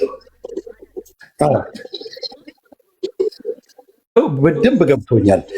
ሉዓላዊ መንግስት ሶቨርኒቲ ቦርደርና መንግስት ነው አለ። መንግስት ያለው አሁን ብልጽግና ነው። የኢትዮጵያ ሶቨርን የሆነች ስቴት አለች። ሶስቱንም ይደግፋል። ኢንተረስቱን የኢትዮጵያን ኢንተረስት ያንን ነው ይቃወም የነበረው። በመንግስት የሚለውን ነገር ይቃወመው ነበረ። መንግስት የነበረው ደግሞ ወደድንም ጠላንም ኢህአዲግ ነው። እሱን ተቃውሞታል። አሁን ደግሞ መንግስት ያለው ወደድንም ጠላንም ብልጽግና ነው። ይሄኛውን ግን አይቃወመውም። እንዴት መሰለህ ማይኮ፣ ትንሽ ላብራራለህ። አሁን ለምሳሌ በአሜሪካ አይደና አሜሪካ ካለ እንትኑ ዲሞክራትና ሪፐብሊካን አሉ። አሁን ለምሳሌ ሁሉም ዲሞክራት እና ሪፐብሊካን የሚወድ አይደለም። ግን ኦልሬዲ የመንግስትነት እንትኑ ከወሰድ ግን በቃ አሁን ለምሳሌ መንግስት እንዳለ በቃ ለዛው መንግስት ያለ በሱ መገዛት እንደ መንግስትን መቁጠር የግድ ይላል። ገባባሌ ፓርቲው ላትወደው ትችላለህ። የፓርቲው አይዲዮሎጂ ርዕዮተ ዓለም አገር ለመምራት የወሰደው ኮንትራክት ሲሰራው በቃ ላይክ እንትኑ ባሉበት ጉድለት ፓርቲው ልትቃወም ትችላለህ። መንግስት ማለት እኮ ላይክ መንግስት እኮ እነዚህ የሲቪክ ሶሳይቲ ማለት ነው። ግብርና አለ፣ ጤና እንትኑ አለ። ገባኝ። እሱን ሁላ ደግሞ ራን የሚያደርገው ደግሞ ፓርቲው ነው። አዎ ምን አለ ግን መሰለ እኔ አሁን ለምሳሌ አይ ነው ገብቶኛል። አንተ እኔ አሁን ለምሳሌ አንድ ዲሞክራት አለ፣ ሲምፕል አድርግልህ። ዲሞክራት አለ፣ አንድ አሜሪካዊ የአሜሪካ መንግስትን የአሜሪካ ሶቨርኒቲ ሁሉን ነገር እንትን ያደርጋል። ግን ዲሞክራትን ሊሆን ይችላል የሚደግፈው።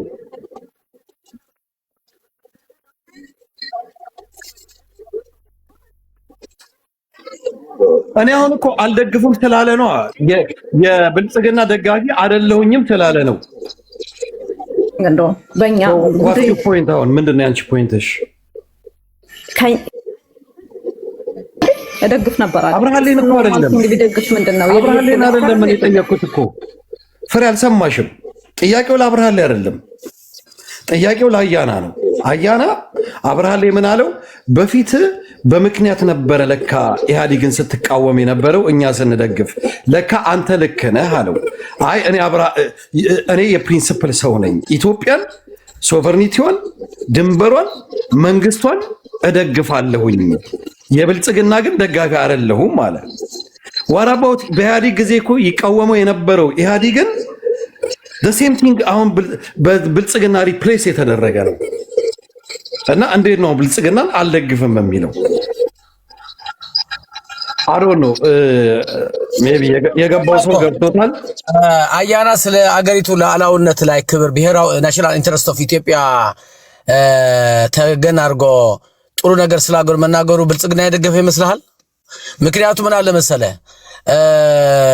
እንዳልከው ለምሳሌ ኮሌክቲቭሊ ፓርቲው ልትጠላው ትችላለህ ወይ ፓርቲው ደና እያለ እንደ ጠቅላይ ሚኒስትር ወይ እንደ መሪ የሚመራው ሰው ግለሰው ለመጥራት ትችላለህ። አሁን ለምሳሌ ሳም ሪፐብሊካን ትራምፕ የሚያደርገው ነገር አይወዱትም። የሱ ከፍተኛ ከሱ ሪዛይን ያደርጋሉ። የሱ ፓርቲው ነው ማለት ነው። ስለዚህ ፓርቲውና ግለሰቡ መለየት ወይም ደግሞ መንግስቱና ፓርቲው መለየት የግድ ይላል። እውነቱ ነው። አሁን ለምሳሌ ብልጽግና በአጠቃላይ ብልጽግና ከርዕዮተ ዓለም ጀምሮ ከምትኑ አቋቋም እንትኑ ጀምሮ ለአገሪቷ የሚያደርጋት በፓርቲም ደጋፊ ከሆነ በመንግስት ደጋፊ ከሆነ እንደ ፓርቲ እንኳን በዛም የሚደገፍ አይደለም ልንል እንችላለን። አሁን ለምሳሌ ስለ ኢኮኖሚ እያነሳን ከሆነ ስለ ናሽናል ኢንተረስት አሁን ለምሳሌ ልክ እንደ ቅድም ኢትዮጵያ በኬንያ፣ በኤርትራ፣ በሳውዲ አረቢያ በኢትዮጵያ ያለባት ኢንተረስት ሲናገር በኢኮኖሚ፣ በሴኩሪቲ፣ በናሽናል ኢንተረስት ሊሆን ይችላል እንጂ በአንድ አብይ የሚባል ሰው አለ ኢሳያስ የሚባል አለ ብሎ አይደለም የሚደግፍ ያለው። ምክንያቱም አሁን ለምሳሌ እኔ ልንገርህ አብይ አህመድ በጣም ነው የምጠላው፣ ብልጽግና የሚባል በጣም ነው የምጠላው። ግን ትግራይ ኢትዮጵያ እስካለች ድረስ ግን ትንሽ ባለው የትግራይ ጦርነት ቁስል የራሷን ጉዳይ ልል ይችላል ወይ? በአይን ሀቅ ከመጣ ግን አሁን ለምሳሌ አሜሪካ ለኢንቨስትመንት ብላ ኢትዮጵያ ብትመጣና ወደ ኬንያ ሊሄድ ነው ብትለይ ነው ኢትዮጵያ መምጣት አለባት ብዬ መደገፍ ሐሳብ ማቅረብ ይችላል ወይ? ለምን አገሬ ናት ብዬ እንጂ ለአብይ አህመድ ወይ ለብልጽግና ደግፌ አይደለም። ምክንያቱም 4 ዓመት ለመምራት ኮንትራት የወሰደው ፓርቲ ልትል የአገርህን ለናሽናል ኢንተረስት መጉዳት አትችልም በሚል ይመስለኛል። ስለዚህ አሁን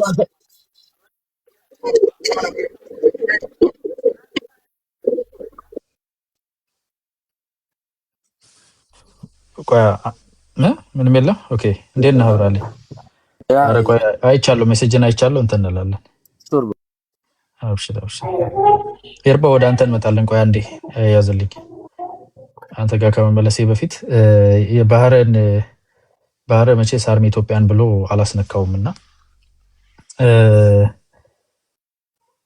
ሪያሊቲ ኢኮኖሚክ ቤተርመንት ይሄ ኢኮኖሚ ለውጥ እና ኢንተርናል ኮሄዥን በተለይ ይሄ ፖለቲካል ሴትልመንቶችን ለማድረግ የሚመጋገብ ነገር ነው። አንደኛውን ሳላደርግ ወደ ሌላኛው አልሄድም አይባልም።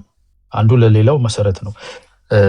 ሁለቱም አብረው የማይሆኑ ከሆነ አንደኛው ይጠፋል።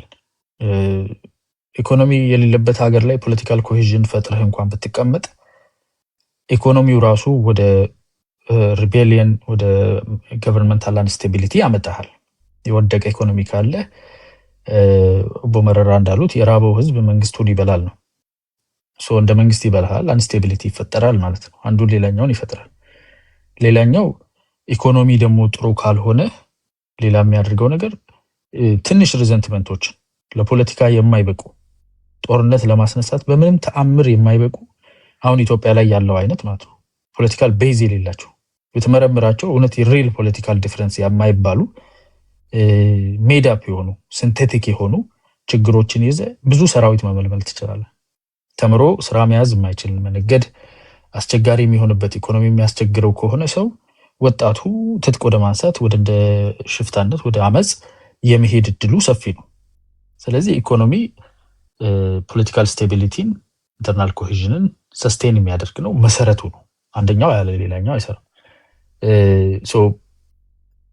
በዚህኛው በኩል ደግሞ ኢኮኖሚ ኖሮ ኮሄዥን ከሌለ ይፈርሳል። ሄዶ እንዳልከው ማለት ነው። በስንት ዓመት ሰርተህ የገነባው ድልድይ በሚደረግ ጦርነት አንድ ፈንጂ ያፈነዳዋል። በስንት ልፋት የተሰራ ትምህርት ቤት ታጣቂ ይመታለው ብለህ ይቃጠላል ወይ እዛው ያፈነዳዋል ወይ እንዲህ በመድፍትም ይመታል። ማህበረሰብህን ያስተማርከው ስንት ነገር አውጥተህበት ያሳደግከው ወጣት ገና ህይወቱን መምራት ለሀገሩ ስራ መስራት ሳይችል በሀያዎቹ ውስጥ ይቀጠፋል። ኢትዮጵያ ውስጥ በጣም በሚያሳፍር ሁኔታ በሚያሳዝን ሁኔታ በእኛ ጀኔሬሽን ያየነው በጣም የሚያስጸይፍ ትራውማ ያለበት ቅድም አብርሃ ላይ የሚለው ማለት ነው። ገና ከትራውማ ራሱ የመውጣት ትልቅ ስራ የለብን። ገና እሱ ሞር ትራውማ ደግሞ እንተታፕ ለመጨመር የሚያስገድዱን ነገሮች አሉ። ሁለቱ ነገሮች ዋን ኦር ዲ አደር ሳይሆን ዲ አር የሚመጋገቡና ቪሸስ ሰርክል የሚፈጥሩ ናቸው። አሁን ባለው ሁኔታ የፖለቲካል ኮሄዥኑን ለመፍጠር ምን መደረግ አለበት የሚለው አንደኛ ኤግዚስት የሚያደርጉ ተርሞች መከበር አለባቸው።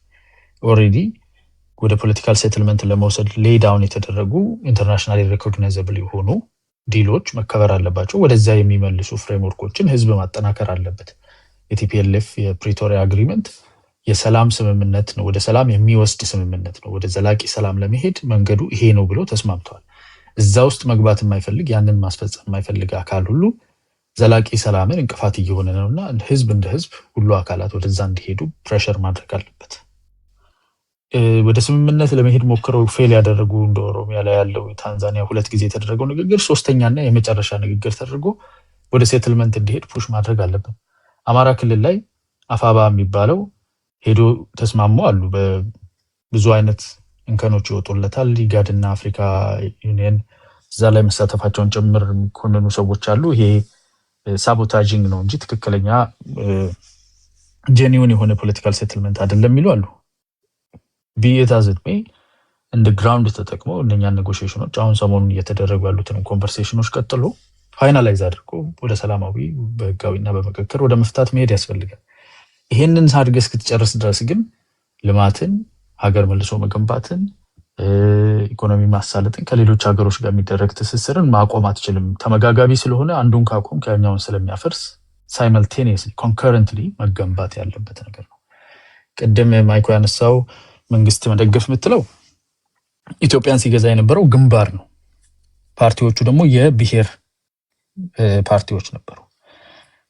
እንደ ሲስተምም ደግሞ ይጠቀም የነበረው ዲቪዥንን ነበር።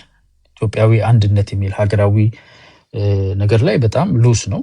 ከሉስም ባለፈ ኢቨን ሀገርን ሳቦታጅ አድርጎ አንድን ክልል አንድን ኤርትራን አስገንጥሎ ከማስገንጠልም በዘለለ ሲገነጠሉ የኢትዮጵያን ኢንትረስት የሆነን የባህር በር ጭምር ሆን ብሎ ባሻጠር ሌሎቹ እንኳን ተው ያስፈልጋል የባህር በር እንዴት ትዘጋለህ እየተባለ ሆን ብሎ የቆለፈ ነው። አሳች በዛ ዘመን የነበረው ግንባር የሚመራው ሀገር ላይ ሀገሪቱን ኢንትረስት ለመከላከል ብትሞክርም ስልጣን ይዞ ያለው መንግስትን መስርቶ ያለው ግንባር ግን ፓርቲዎቹም ግን ሀገራዊ ኮሄዥንና አንድነትን የማይፈልጉና በዛ ላይ የተገነባ ስላልሆነ እሱን ቦታ እንዲለቅ የሚደረገው ጥረት አሁን ሀገራዊ የሆነ ፓርቲ ባለበት ሰዓት ከነጉለቱ ከነጥፋቱ ጦርነት ውስጥ ያደረገው ነገር ሊሆን ይችላል። ህግ ማስከበር ላይ የሰላም ላይ ያለውን ችግር ቢኖረውም አትሊስት ግን ግንባር አይደለም፣ አትሊስት የብሔር አይደለም፣ ከሁሉ ብሔሮች የተውጣጣ ነገር አለውና ሀገራዊ ኢንትረስት ላይ ያለውን የባህር በር ላይ አባይ ላይ ብዙ ነገር ላይ የሚታየው ደግሞ ዩኒፋይድ የሆነ ሀገራዊ ኢንትረስት ላይ ያለውን ስታንስ እሱን መቃወም አትችልም። እሱን ደገፍክ ማለት ኢትዮጵያ የባህር በር ሊኖራት ይገባል፣ ይመለስልን፣ አባይን ማስመረቅ፣ የናሽናል ኢንትረስትን የጋራ ትርክትን እነኚህ ነገሮች መደገፍ ማለት ፓርቲ መደገፍ ማለት አይደለም። ለሀገር የሚጠቅሙ ሀሳቦችን መደገፍ ነው።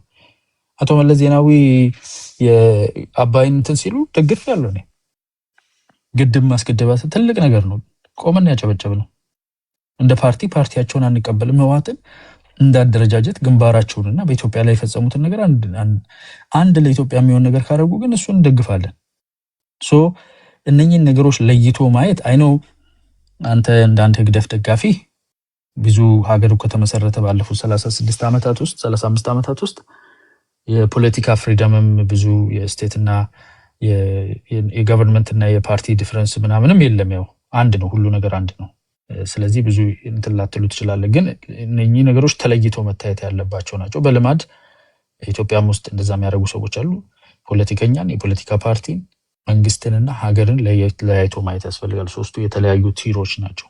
ሀገር አትነካም በፍጹም፣ ሁሌም ነው የምትደገፈው። መንግስት ደግሞ የሀገር አካል ስለሆነ ይደገፋል።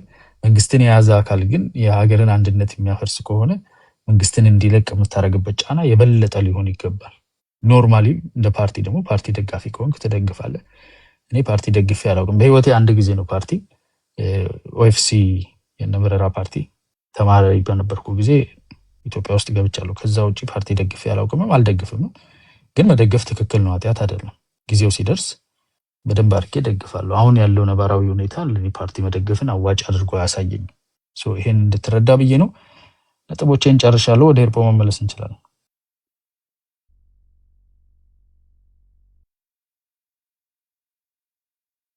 ስለ ኢንቨስትመንት ሲያጥላላ ሰምቼው ነበር እና 12 ቢሊዮን ኤፍዲአይ ወደ ኢትዮጵያ ይገባል ብዬ ሀሳብ በማቅርብበት ጊዜ ብርቅ ነው እንደ የሚል አይነት ነገር ያቀረበ ወንድም አለ። ይሄ ምናልባት ኤፍዲአይን በደንብ ያልመረዳት፣ ኢንቨስትመንትን በደንብ ያልመረዳት ካለማወቅ ይሆናል። ምናልባት ኤርትራ ውስጥ ከሆነ ይሄ ለእሱ አዲስ ነው፣ አዲስ ኮንሰፕት ነው፣ በደንብ ማጥናት ይገባዋል ብዬ ነው የማስበው። እና ኤፍዲአይን ወደ አገር ውስጥ ማስገባት ማለት አሜሪካ ቻይናን ኢንቨስትመንት በከፍተኛ ደረጃ ታስገባለች። እጅግ በጣም ከፍተኛ ምርቶች፣ የቻይና ምርቶች አሜሪካ ሞሎች ውስጥ ይሸጣሉ፣ ኤሌክትሮኒክሶች ይሸጣሉ። ስለዚህ ዓለም ደግሞ አሁን ራሱን የቻለ ሀገር የለም። ሀገሮች ተጋግዘው አንዱ የሚያመርተውን አንዱ እየገዛ አንዱ ስፔር የሆነ አካል ሲያመርት አንዱ እንዲህ እየገዛ ነው ሀገሮች ያደጉት፣ አውሮፓውያኖች ያደጉት፣ ዌስተርኖች ያደጉት።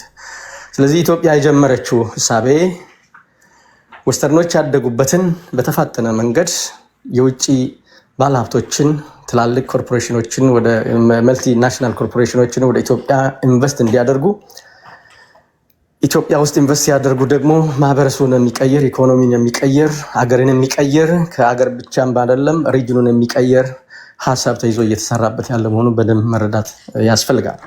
በዘፈቀደ የቅጥረኛ ሆናለች ምናምን የሚል ነገር ምናልባት ካለማወቅ ነው የሚሆነው። ምናልባት የኢንቨስትመንትና የፋይናንስ ህጎችን በደንብ ካለመረዳት ነው የሚሆነው። ብዙ አያስቸግረኝም አያስጨንቀኝም፣ ትክክልም ስላልሆነ ማለት ነው። በሌላ መንገድ አሁን ቀይ ባህር ላይ ለምንድን ነው የአሜሪካ መንግስት ወደ ቀይ ባህር ወደ ምስራቅ አፍሪካ እየመጣ ያለው የሚል ነገር በደንብ ምንድን ነው የአሜሪካ ናሽናል ኢንትረስት ምንድን ነው? ፖሊሲው ምንድን ነው? አሜሪካ የሚከተለው በአሁኑ የትራምፕ ፖሊሲ የሞሮን ዶክትሪን የሚባል ነው። ሞሮን ዶክትሪን ማለት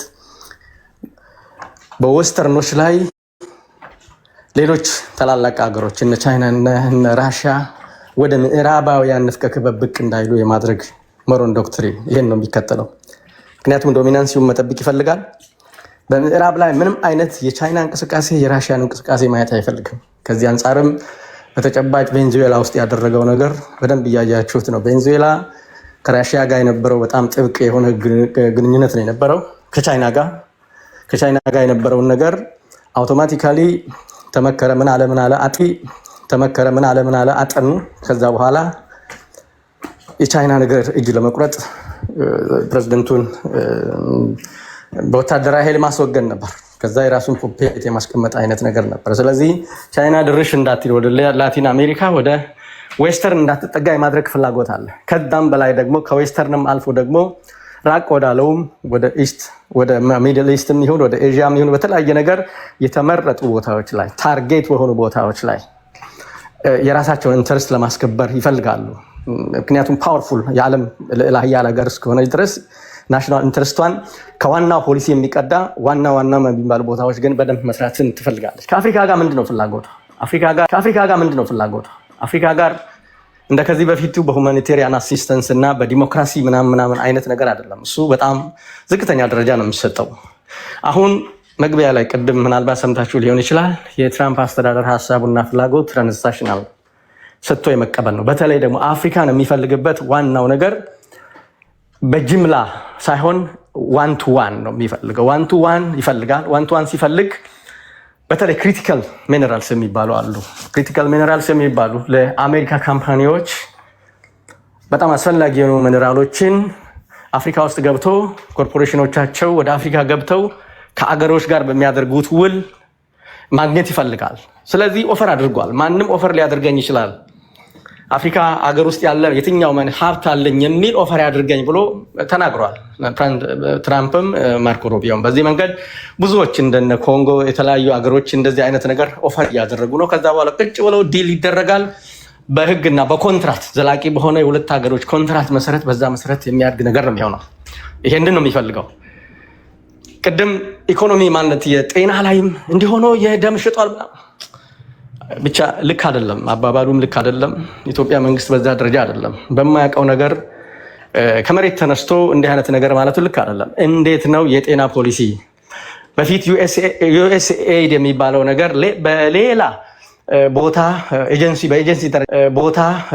በኤጀንሲ ደረጃ በደንብ በተደራጀ መንገድ ራሱን የቻለ ኢንዲፔንደንት የነበረውን ቦዲ አፍርሶ አሁን የአሜሪካ መንግስት ምንድን ነው ያደረገው? በውጭ ጉዳይ ሚኒስቴር በኩል እንደ ሁኔታው እየታየ የሚሰጥ ድጋፍ ነው ያደረገው። ምክንያቱም ሰጥቶ መቀበል እስከሆነ ድረስ ከአንድ ሀገር ምን አገኛለሁ ምን እሰጣለሁ ነው ፍላጎቱ። ያን ዩኤስኤይድ አፍርሶ ወደ ውጭ ጉዳይ ሚኒስቴር ስቴት ዲፓርትመንት ውስጥ ነው ያስገባው። ስለዚህ ከሀገሮች ጋር ያንን የጤና ድጋፍ ሊያደርግ በጀት አለ። ኢትዮጵያ መንግስት ጋር ቁጭ ብለው ነው የተነጋገሩት። ዩኤስኤይድ መጀመሪያም ኢትዮጵያ ውስጥ ይሰራ ነበር። በኢህአዴግ ዘመንም ይሰራል። ለብዙ ዘመናት የቆየ ነው። በኤድም ይሰራል፣ በጤና ፖሊሲም ይሰራል። በተለያየ መንገድ አዲስ ዛሬ የተፈጠረ ነገር አይደለም። ስለዚህ አሁን ባይላተራል ቁጭ ተብሎ ኮንትራት ተዋውለው የአሜሪካ መንግስት ምንድን ነው የሚሰጠው? የኢትዮጵያ መንግስት የሚጠበቅበት ግዴታ ምንድን ነው? ኮንትራቱ ደግሞ ናሽናል ኢንተረስትን የማይነካ መሆኑን 4 ነጥብ ይህንን በደንብ ተደርጎበት ውይይት ተደርጎ 800 ምናምን ሚሊዮን ዶላር የዩኤስኤድ የነበረውን ለኢትዮጵያ መንግስት ይሰጣል። በሰጥቶ መቀበል ላይ በተያያዘ ማለት ነው። ከዚህ ውጭ እንደሚባለው የኢትዮጵያ መንግስት ተሽጦ በባርነት ተይዞ ምናምን ትርፍ ነገር ነው። ይሄ የኢትዮጵያን መንግስትም የሚመለከት አይደለም፣ ተገቢም አይደለም። ዝም ብሎ ክስ ነው የሚሆነው ነው። ሌላ ቀይ ባህር ላይ ለምንድን ነው የሚመጣው? አሜሪካ ለጽድቅ አይደለም የሚመጣው። አሜሪካ ወደዚህ ወደ ምስራቅ አፍሪካ የሚመጣው ባይላተራል ነው ዋናው ነገር። የሁለትዮሽ ስምምነት ለማድረግ ነው የሚመጣው። ቀይ ባህርን ለምንድን ነው የሚፈልገው? ቀይ ባህርን አንደኛ ከሴኩሪቲ አንጻር ይፈልጋል። ሁለተኛ ሚኔራልስ አለው፣ ያልተነካ ሚኔራልስ አለው። ቀይ ባህር ስር ያልተነካ ሀብት አለ። ሶስተኛ ቻይናና ራሽያ ምስራቅ አፍሪካን እየነጠቁት ነው። ስለዚህ ምን ማድረግ አለበት? ቀድሞ ከሀገሮች ጋር መስማማት፣ ቀድሞ ዝም ብሎ እንደ ከዚህ በፊቱ ስቲክ እንደ ካሮት አይነት ነገር ሳይሆን ሰጥቶ የሚቀበልበት ሁኔታ እያመቻቸ ነው ያለው። ከዚህ አንጻር ምስራቅ አፍሪካ ላይ ላሉ ሀገሮች ኦፈርን እያደረገ ያለው ኦፈሩን መዝኖ አይቶ ግራቀኝ አይቶ ኮስት ቤኔፊት አናሊሲስ ኮስት እንደ ፕሮስ አይቶ አገሩ የመቀበል ያለመቀበል ዋና ነገር ነው። ወደ ተጨባጭ ወደ ቀይ ባህር ላይ ባሉ ሀገሮች በተለይ ከኤርትራ ጋር በተያያዘ በጣም አሜሪካ ያው ታውቃላችሁ፣ ሀውቲ ያለ ሀውቲ የእስራኤል ጠላት ነው፣ የአሜሪካ ጠላት ነው። ከኢራን ጋር ያለ ጦርነት አለ። ይህንን በተጨባጭ የመጀመሪያ ምንድን ነው በባይላተራል ስምምነት ከኤርትራ ጋር መጨረስ ይፈልጋል። ይህንን ኦፈር አድርገዋል በተለያየ ጊዜ። ከመጀመሪያውን ጀምሮ ወደ ስልጣን ከመጣበት ጊዜ ጀምሮ እንዲህ አይነት ፍላጎት አለ። አሁን ደግሞ የሆርሙዝ ጉዳይ ገፍቶት አምጥቷል። ሆርሙዝ ላይ የደረሰው ችግር ቀይ ባህር ላይ በፍጹም እንዲደርስ አይፈልግም። ስለዚህ ቅድሚያ መቅደም ያለበት በስምምነት ሰጥቶ መቀበል፣ በመደራደር የሁለቱን ሀገሮች ባይላተራል የሆነ ጥቅም በማግኘት በመስጠት ነው ሀሳብ ቀርቧል። ሀሳቡን መቀበል ያለመቀበል የራሱ ጉዳይ ነው። ካልተቀበለም አደጋ ነው። አሜሪካ ዝም ብሎ እጁን አጣጥፎ አይቀበጥም። ለምን ሀውቲ እንደፈለገ የሚጨፍርበት 12% የዓለም ኢኮኖሚ የሚንቀሳቀስበት አብዛኛው አሜሪካን ሀብት የሚንቀሳቀስበት ምድር ላይ አሜሪካ ዝም ይላል የሚል ነገር የለኝም። ስለዚህ ጥይት መተኮስ አይፈለግም። እዚህ ምስራቅ አፍሪካ ላይ ሱዳንንም ግጭት ለመፍታት ከፍተኛ ፍላጎት አለው። እንደ ከዚህ በፊቱ አይደለም። ምክንያቱም ብሔራዊ ጥቅሙን የሚገዳ ስለሆነ የአሸባሪዎች መፈልፈያ የሆነ ስለሆነ ሱዳን ሴክት ውስጥ በቀደማ ሳፍ ውስጥ ይሄ ሱዳን አርምድ ፎርስ ውስጥ በአሸባሪነት የተፈረጀ አንድ አለ፣ የጦር ውስጥ ማለት ነው። ስለዚህ እንዲህ አይነት ነገር አለ። ስለዚህ በጥንቃቄ ምናልባት ኢሳያስ አፈወርቂ ምንድነው የሚወስነው በግራም በቀኝም እንግዲህ ከፍተኛ ውጥረት ውስጥ ነው ያለው። የኢትዮጵያ መንግስት ግን ቀድሞ የሚጠቅመውን የሚረባውን መዝኖ አይቶ ገምቶ ተፈራርሟል። የጋራ ጥቅም ማዕከል ያደረገ የባሪያና የሎሌልነት ሳይሆን የአቻነት ስምምነት ነው እያደረገው። አቻነት ቅድም እንዳልኩት ኢኮኖሚክ ፕሮስፐሪቲ፣ ሚሊተሪ ኮኦፕሬሽን እና ሪጂናል ስቴቢሊቲ አለቀ። ስለዚህ ከዚህ ጋር ራሱን አዛብዶ የሚመጣ ከሆነ ይመጣል፣ ካለመጣ እንግዲህ በሁለቱም ወገን ጎራዴ አለ ማለት ነው። የኢሳያስ መንግስት እምቢ ካለ ከሁቲ እና ከኢራን፣ በዚህኛው ደግሞ እምቢ ካለ ከራሱ ከአሜሪካ የሚመጣ ነገር አለ። አልፎ ተርፎም ጃስ ሊል ይችላል የአሜሪካ መንግስት እምቢ ካለ። አመሰግናለሁ። እሺ ሂርጶ፣ ለአንተም ለገህዶም በጣም ስላሳሰባችሁ አታስቡ ነው ማለት የምፈልገው። በመጀመሪያ ደረጃ አሜሪካ ቀይ ባህር ላይ የለችም ማለት አይደለም። አሜሪካ ቀይ ባህር ላይ ነው ያለችው። ግብፅ፣ ቀደም እየነገርኳችሁ ነው፣ ግብፅ የቀይ ባህር ሀገር ነች። ሳውዲ አረቢያም ደሴምቲንግ፣ እነ ጆርዳን፣ ኤርትራ ብቻ አይደለችም፣ ጅቡቲ ላይ ያለች። ሳውዲ እና የመን የ15 ኪሎ ሜትር ልዩነት የለውም እንትናቸው ላይ በቀይ ባህር በኩል ማለት ነው። እናንተ አሁን የደነገጣችሁት ኤርትራ ከአሜሪካ ጋር ልትስማማ ስለሆነ አይ ከተስማማችሁ ሁቲና ኢራን አይለቋችሁም። በጣም ይሄ የልጅ ፖለቲካ፣ የብሽሽቅ ፖለቲካ። ሁቲ እና ኢራን ከግብፅ ጋር ችግር የለባቸውም። ዋይ ከኤርትራ ጋር ለምን ይኖርባቸዋል? አሜሪካ መጠቀም ካለባት እኮ ጅቡቲ ላይ ሆና መጠቀም ትችላለች። እንዴ ዋር ኬሪየር ሺፕ አላት። ከዛም የፈለገችውን አይነት እንትን መስራት ትችላለች። ዶንት ወሪ አባውት ኢት። አትጨነቁ። በጣም ግን አትጨነቁ ምንላችሁ መጨነቃችሁ አይቀርም። ማይኮ አይደለምና ኤርትራ ኢራን ማለት ነው ለዱባይን የመደብደብ ዝም ብለህ ከመሬት ተነሳ አይደል እንዴ ሲደበድባት የነበረው በይፋ እንኳን አሜሪካ አግዛለሁ ያላለች ማለት ነው። እንደዚህ ይፋዊ ስምምነት የምታረግ ትንሿ ኤርትራ ለምንድን ነው በኢራን ማትጠመደው? ለምንድን ነው በቻይናስ ማትጠመደው? ሩሲያስ ብትሆን አሜሪካ ከነዚህ ሀገሮች ኤገነስ አይደለም እንዴ? የነሱ በነፊት መቅደም የለባቸውም እንዴ? ምን አገባት? የፋሲካ ጦሳ ታረጋትም እንዴ ለኤርትራስ? ኦኬ ይኸው ምን አለ መሰለህ ኢትዮጵያ ከቻይና ጋር አብራ ትሰራለች፣ ከአሜሪካ ጋር አብራ ትሰራለች። ግብፅ ከቻይና ጋር ትሰራለች፣ ከአሜሪካ ጋር አብራ ትሰራለች። ኤርትራ ከቻይና ጋር ትሰራለች፣ ከአሜሪካም ጋር ወደፊት አብራ ትሰራለች። የተለየ ነገር የለውም። ግብፅ የቀይ ባህር አገር ነች።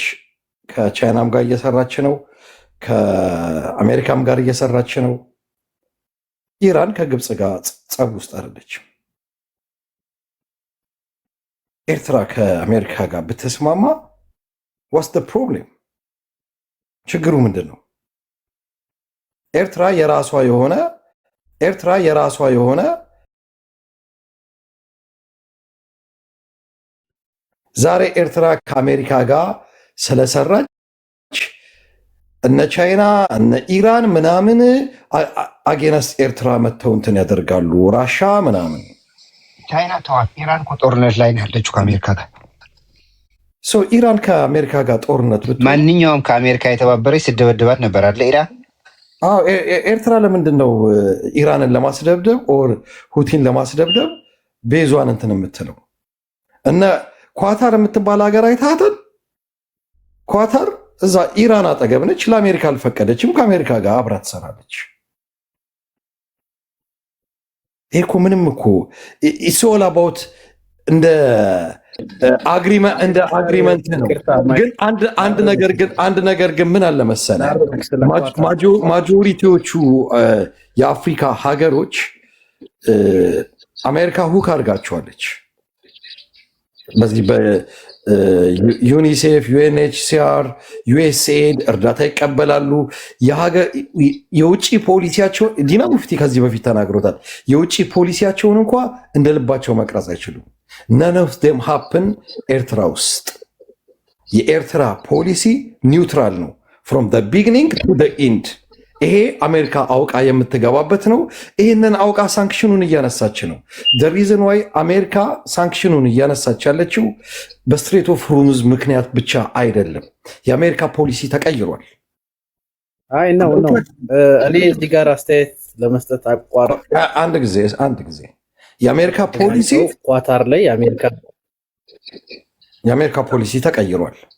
የአሜሪካ ፖሊሲ የተቀየረው አሜሪካ እንደፈለገች ሌሎች ልክ ቅድም እየነገርኳችሁ ነበር። አሁን ገብታችሁ ብታዩት ከኮንጎ ጋር ያደረገችው ዲል ደሴም ከኤርትራ ጋር እያደረገችው ያለው ዲል ነው። የቻይናን አይነት ፖሊሲ የትራምፕን ፖሊሲ አሁን ካነበባችሁት የቻይናን አይነት ፖሊሲ እንትን እያደረገ ነው። ፖሊሲ ሽፍት አድርጓል። እነ ዩኤስኤ ምናምን የሚባለውን ማፈራረስ ጀምሯል። ኢትዮጵያ ለአሜሪካ ይሄ 12 ቢሊዮን ዶላር እንትን ስላላት ምናምን ኦኬ፣ እንደዚ አይነት የቢዝነስ ዲል ልታደርግ ትችላለች። በተረፈ ግን አሜሪካ ከኢትዮጵያ ጋር የ12 ቢሊዮን ዶላር አየር መንገዱን ሰራች ማለት ስትራቴጂክሊ ኢትዮጵያ ለአሜሪካ ከኤርትራ እኩል ልትሆን የምትችል ሀገር አይደለችም።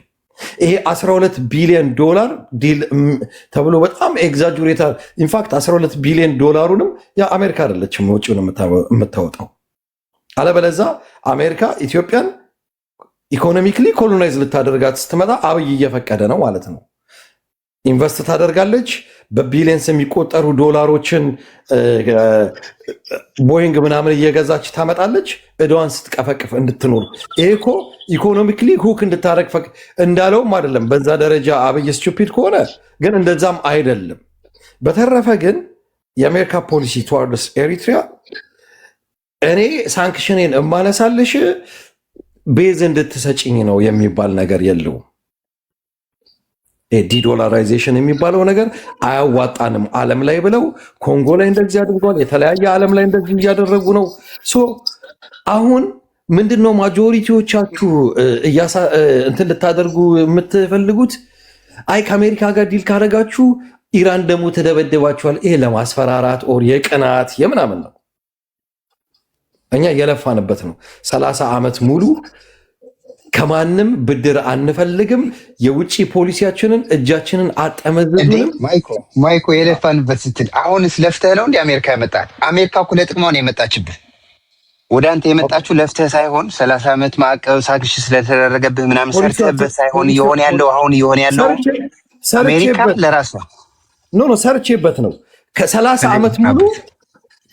ዓመት ሙሉ ዛሬ ልክ እናንተ እንደምትሉት አይ በቃ ዳህላክንም አሰብ ላይም ቁጭ በሉና እንደፈለጋችሁ አርጉ ብለን ከአሜሪካ ጋር መታረቅ እንችል ነበረ። ኖ አንፈልግም ብለን ሳንክሽኑንም በጣም ሬዚሊየንስ በዛ ውስጥ አልፈን ደክመንበት አንበርክከን ያመጣናቸው ያ ነው የሰራንበት። እኛ እንደ ሌሎቹ የአፍሪካ ሀገሮች ቤንድ አድርገን የዩኤስኤድ እና የዩኤንኤችሲአር የወርልድ ባንክ የአይኤምኤፍን እንትን ፈልገን አልተንበረከክንላቸውም። ለዛ ብዙ መስዋዕት አድርገንበታል። ይሄ መስዋዕት ያደረግንበትን ዛሬ ላይ በረጋግደን ኢሶኬ 30 ዓመት ሙሉ እንደዚህ ያደረጋችሁንና ኑና እንትናችንን ተቆጣጠሩ የሚል የኤርትራን ኢንትረስት አሳልፈው የሚሰጥ አይነት ዲል አላደረግንም። ይህን ስላላደረግን ብቻ ከሁቲ ከየመንም ጋር ከኢራንም ጋር ምንም እንትን የሚያባብል ነገር ውስጥ አልገባንም። ኒውትራል የሆነ እንትን ነው የኤርትራ መንግስት እስከዛሬ ድረስ የሚከተለውን ፖሊሲ ነው የቀጠለበት። ኒውትራል፣ ለቻይናም ቤዝ አልሰጠም፣ ለአሜሪካንም ቤዝ አይሰጥም። ኢራን ምናምንም ብላችሁ እንትን ልታደርጉ ልታስፈራሩ ይሁን ኦር ደግሞ ኢንጆይ እያደረጋችሁት ይሁን አሮን ነው። በተረፈ ግን የኢትዮጵያ ኢኮኖሚ ምናምን ለምትሉት ስለ ኢኮኖሚ ካወራን ሰፊ ስለሆነ 150 ሚሊዮን ህዝብ ይዘህ ታይኒ ኢኮኖሚ ነው ያላችሁ። ታይኒ ኤርትራ 3-4 ሚሊዮን ፒፕል። አሁን ኢንቨስትመንቱ ይጀመርና ጂዲፒያችን ጂዲፒ ፐር ፐርሰን የዛኔ ዊዝን ካፕል ኦፍ ይርስ ውስጥ ጂዲፒ ፐር ፐርሰን የዛኔ ማውራት እንጀምራለን። ጀስት ሳንክሽኑ ብቻ ሲወራ የዛኔ ማውራት እንጀምራለን። እስከዛ ድረስ ግን ብዙም እኛ ስለ ኢኮኖሚ እያልን ብዙ እንትናለ። ለምን ኢኮኖሚያችሁን እያየነው ነው።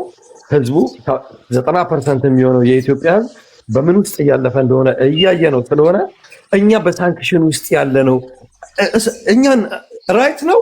አሁን ባለንበት ሁኔታ እኛ እንሻላለን። እንደው አልተሻልንም ከተባለን ደግሞ የሚቀጥለው 2 ዓመት ላይ ሳንክሽኑ ተነስቶ ጂዲፒ ፐር ካፒታል ማለት ምን እንደሆነ የዛኔ እናወራለን ማለት ነው። ዶልፊን ቴንክ ዩ ቬሪ ማች።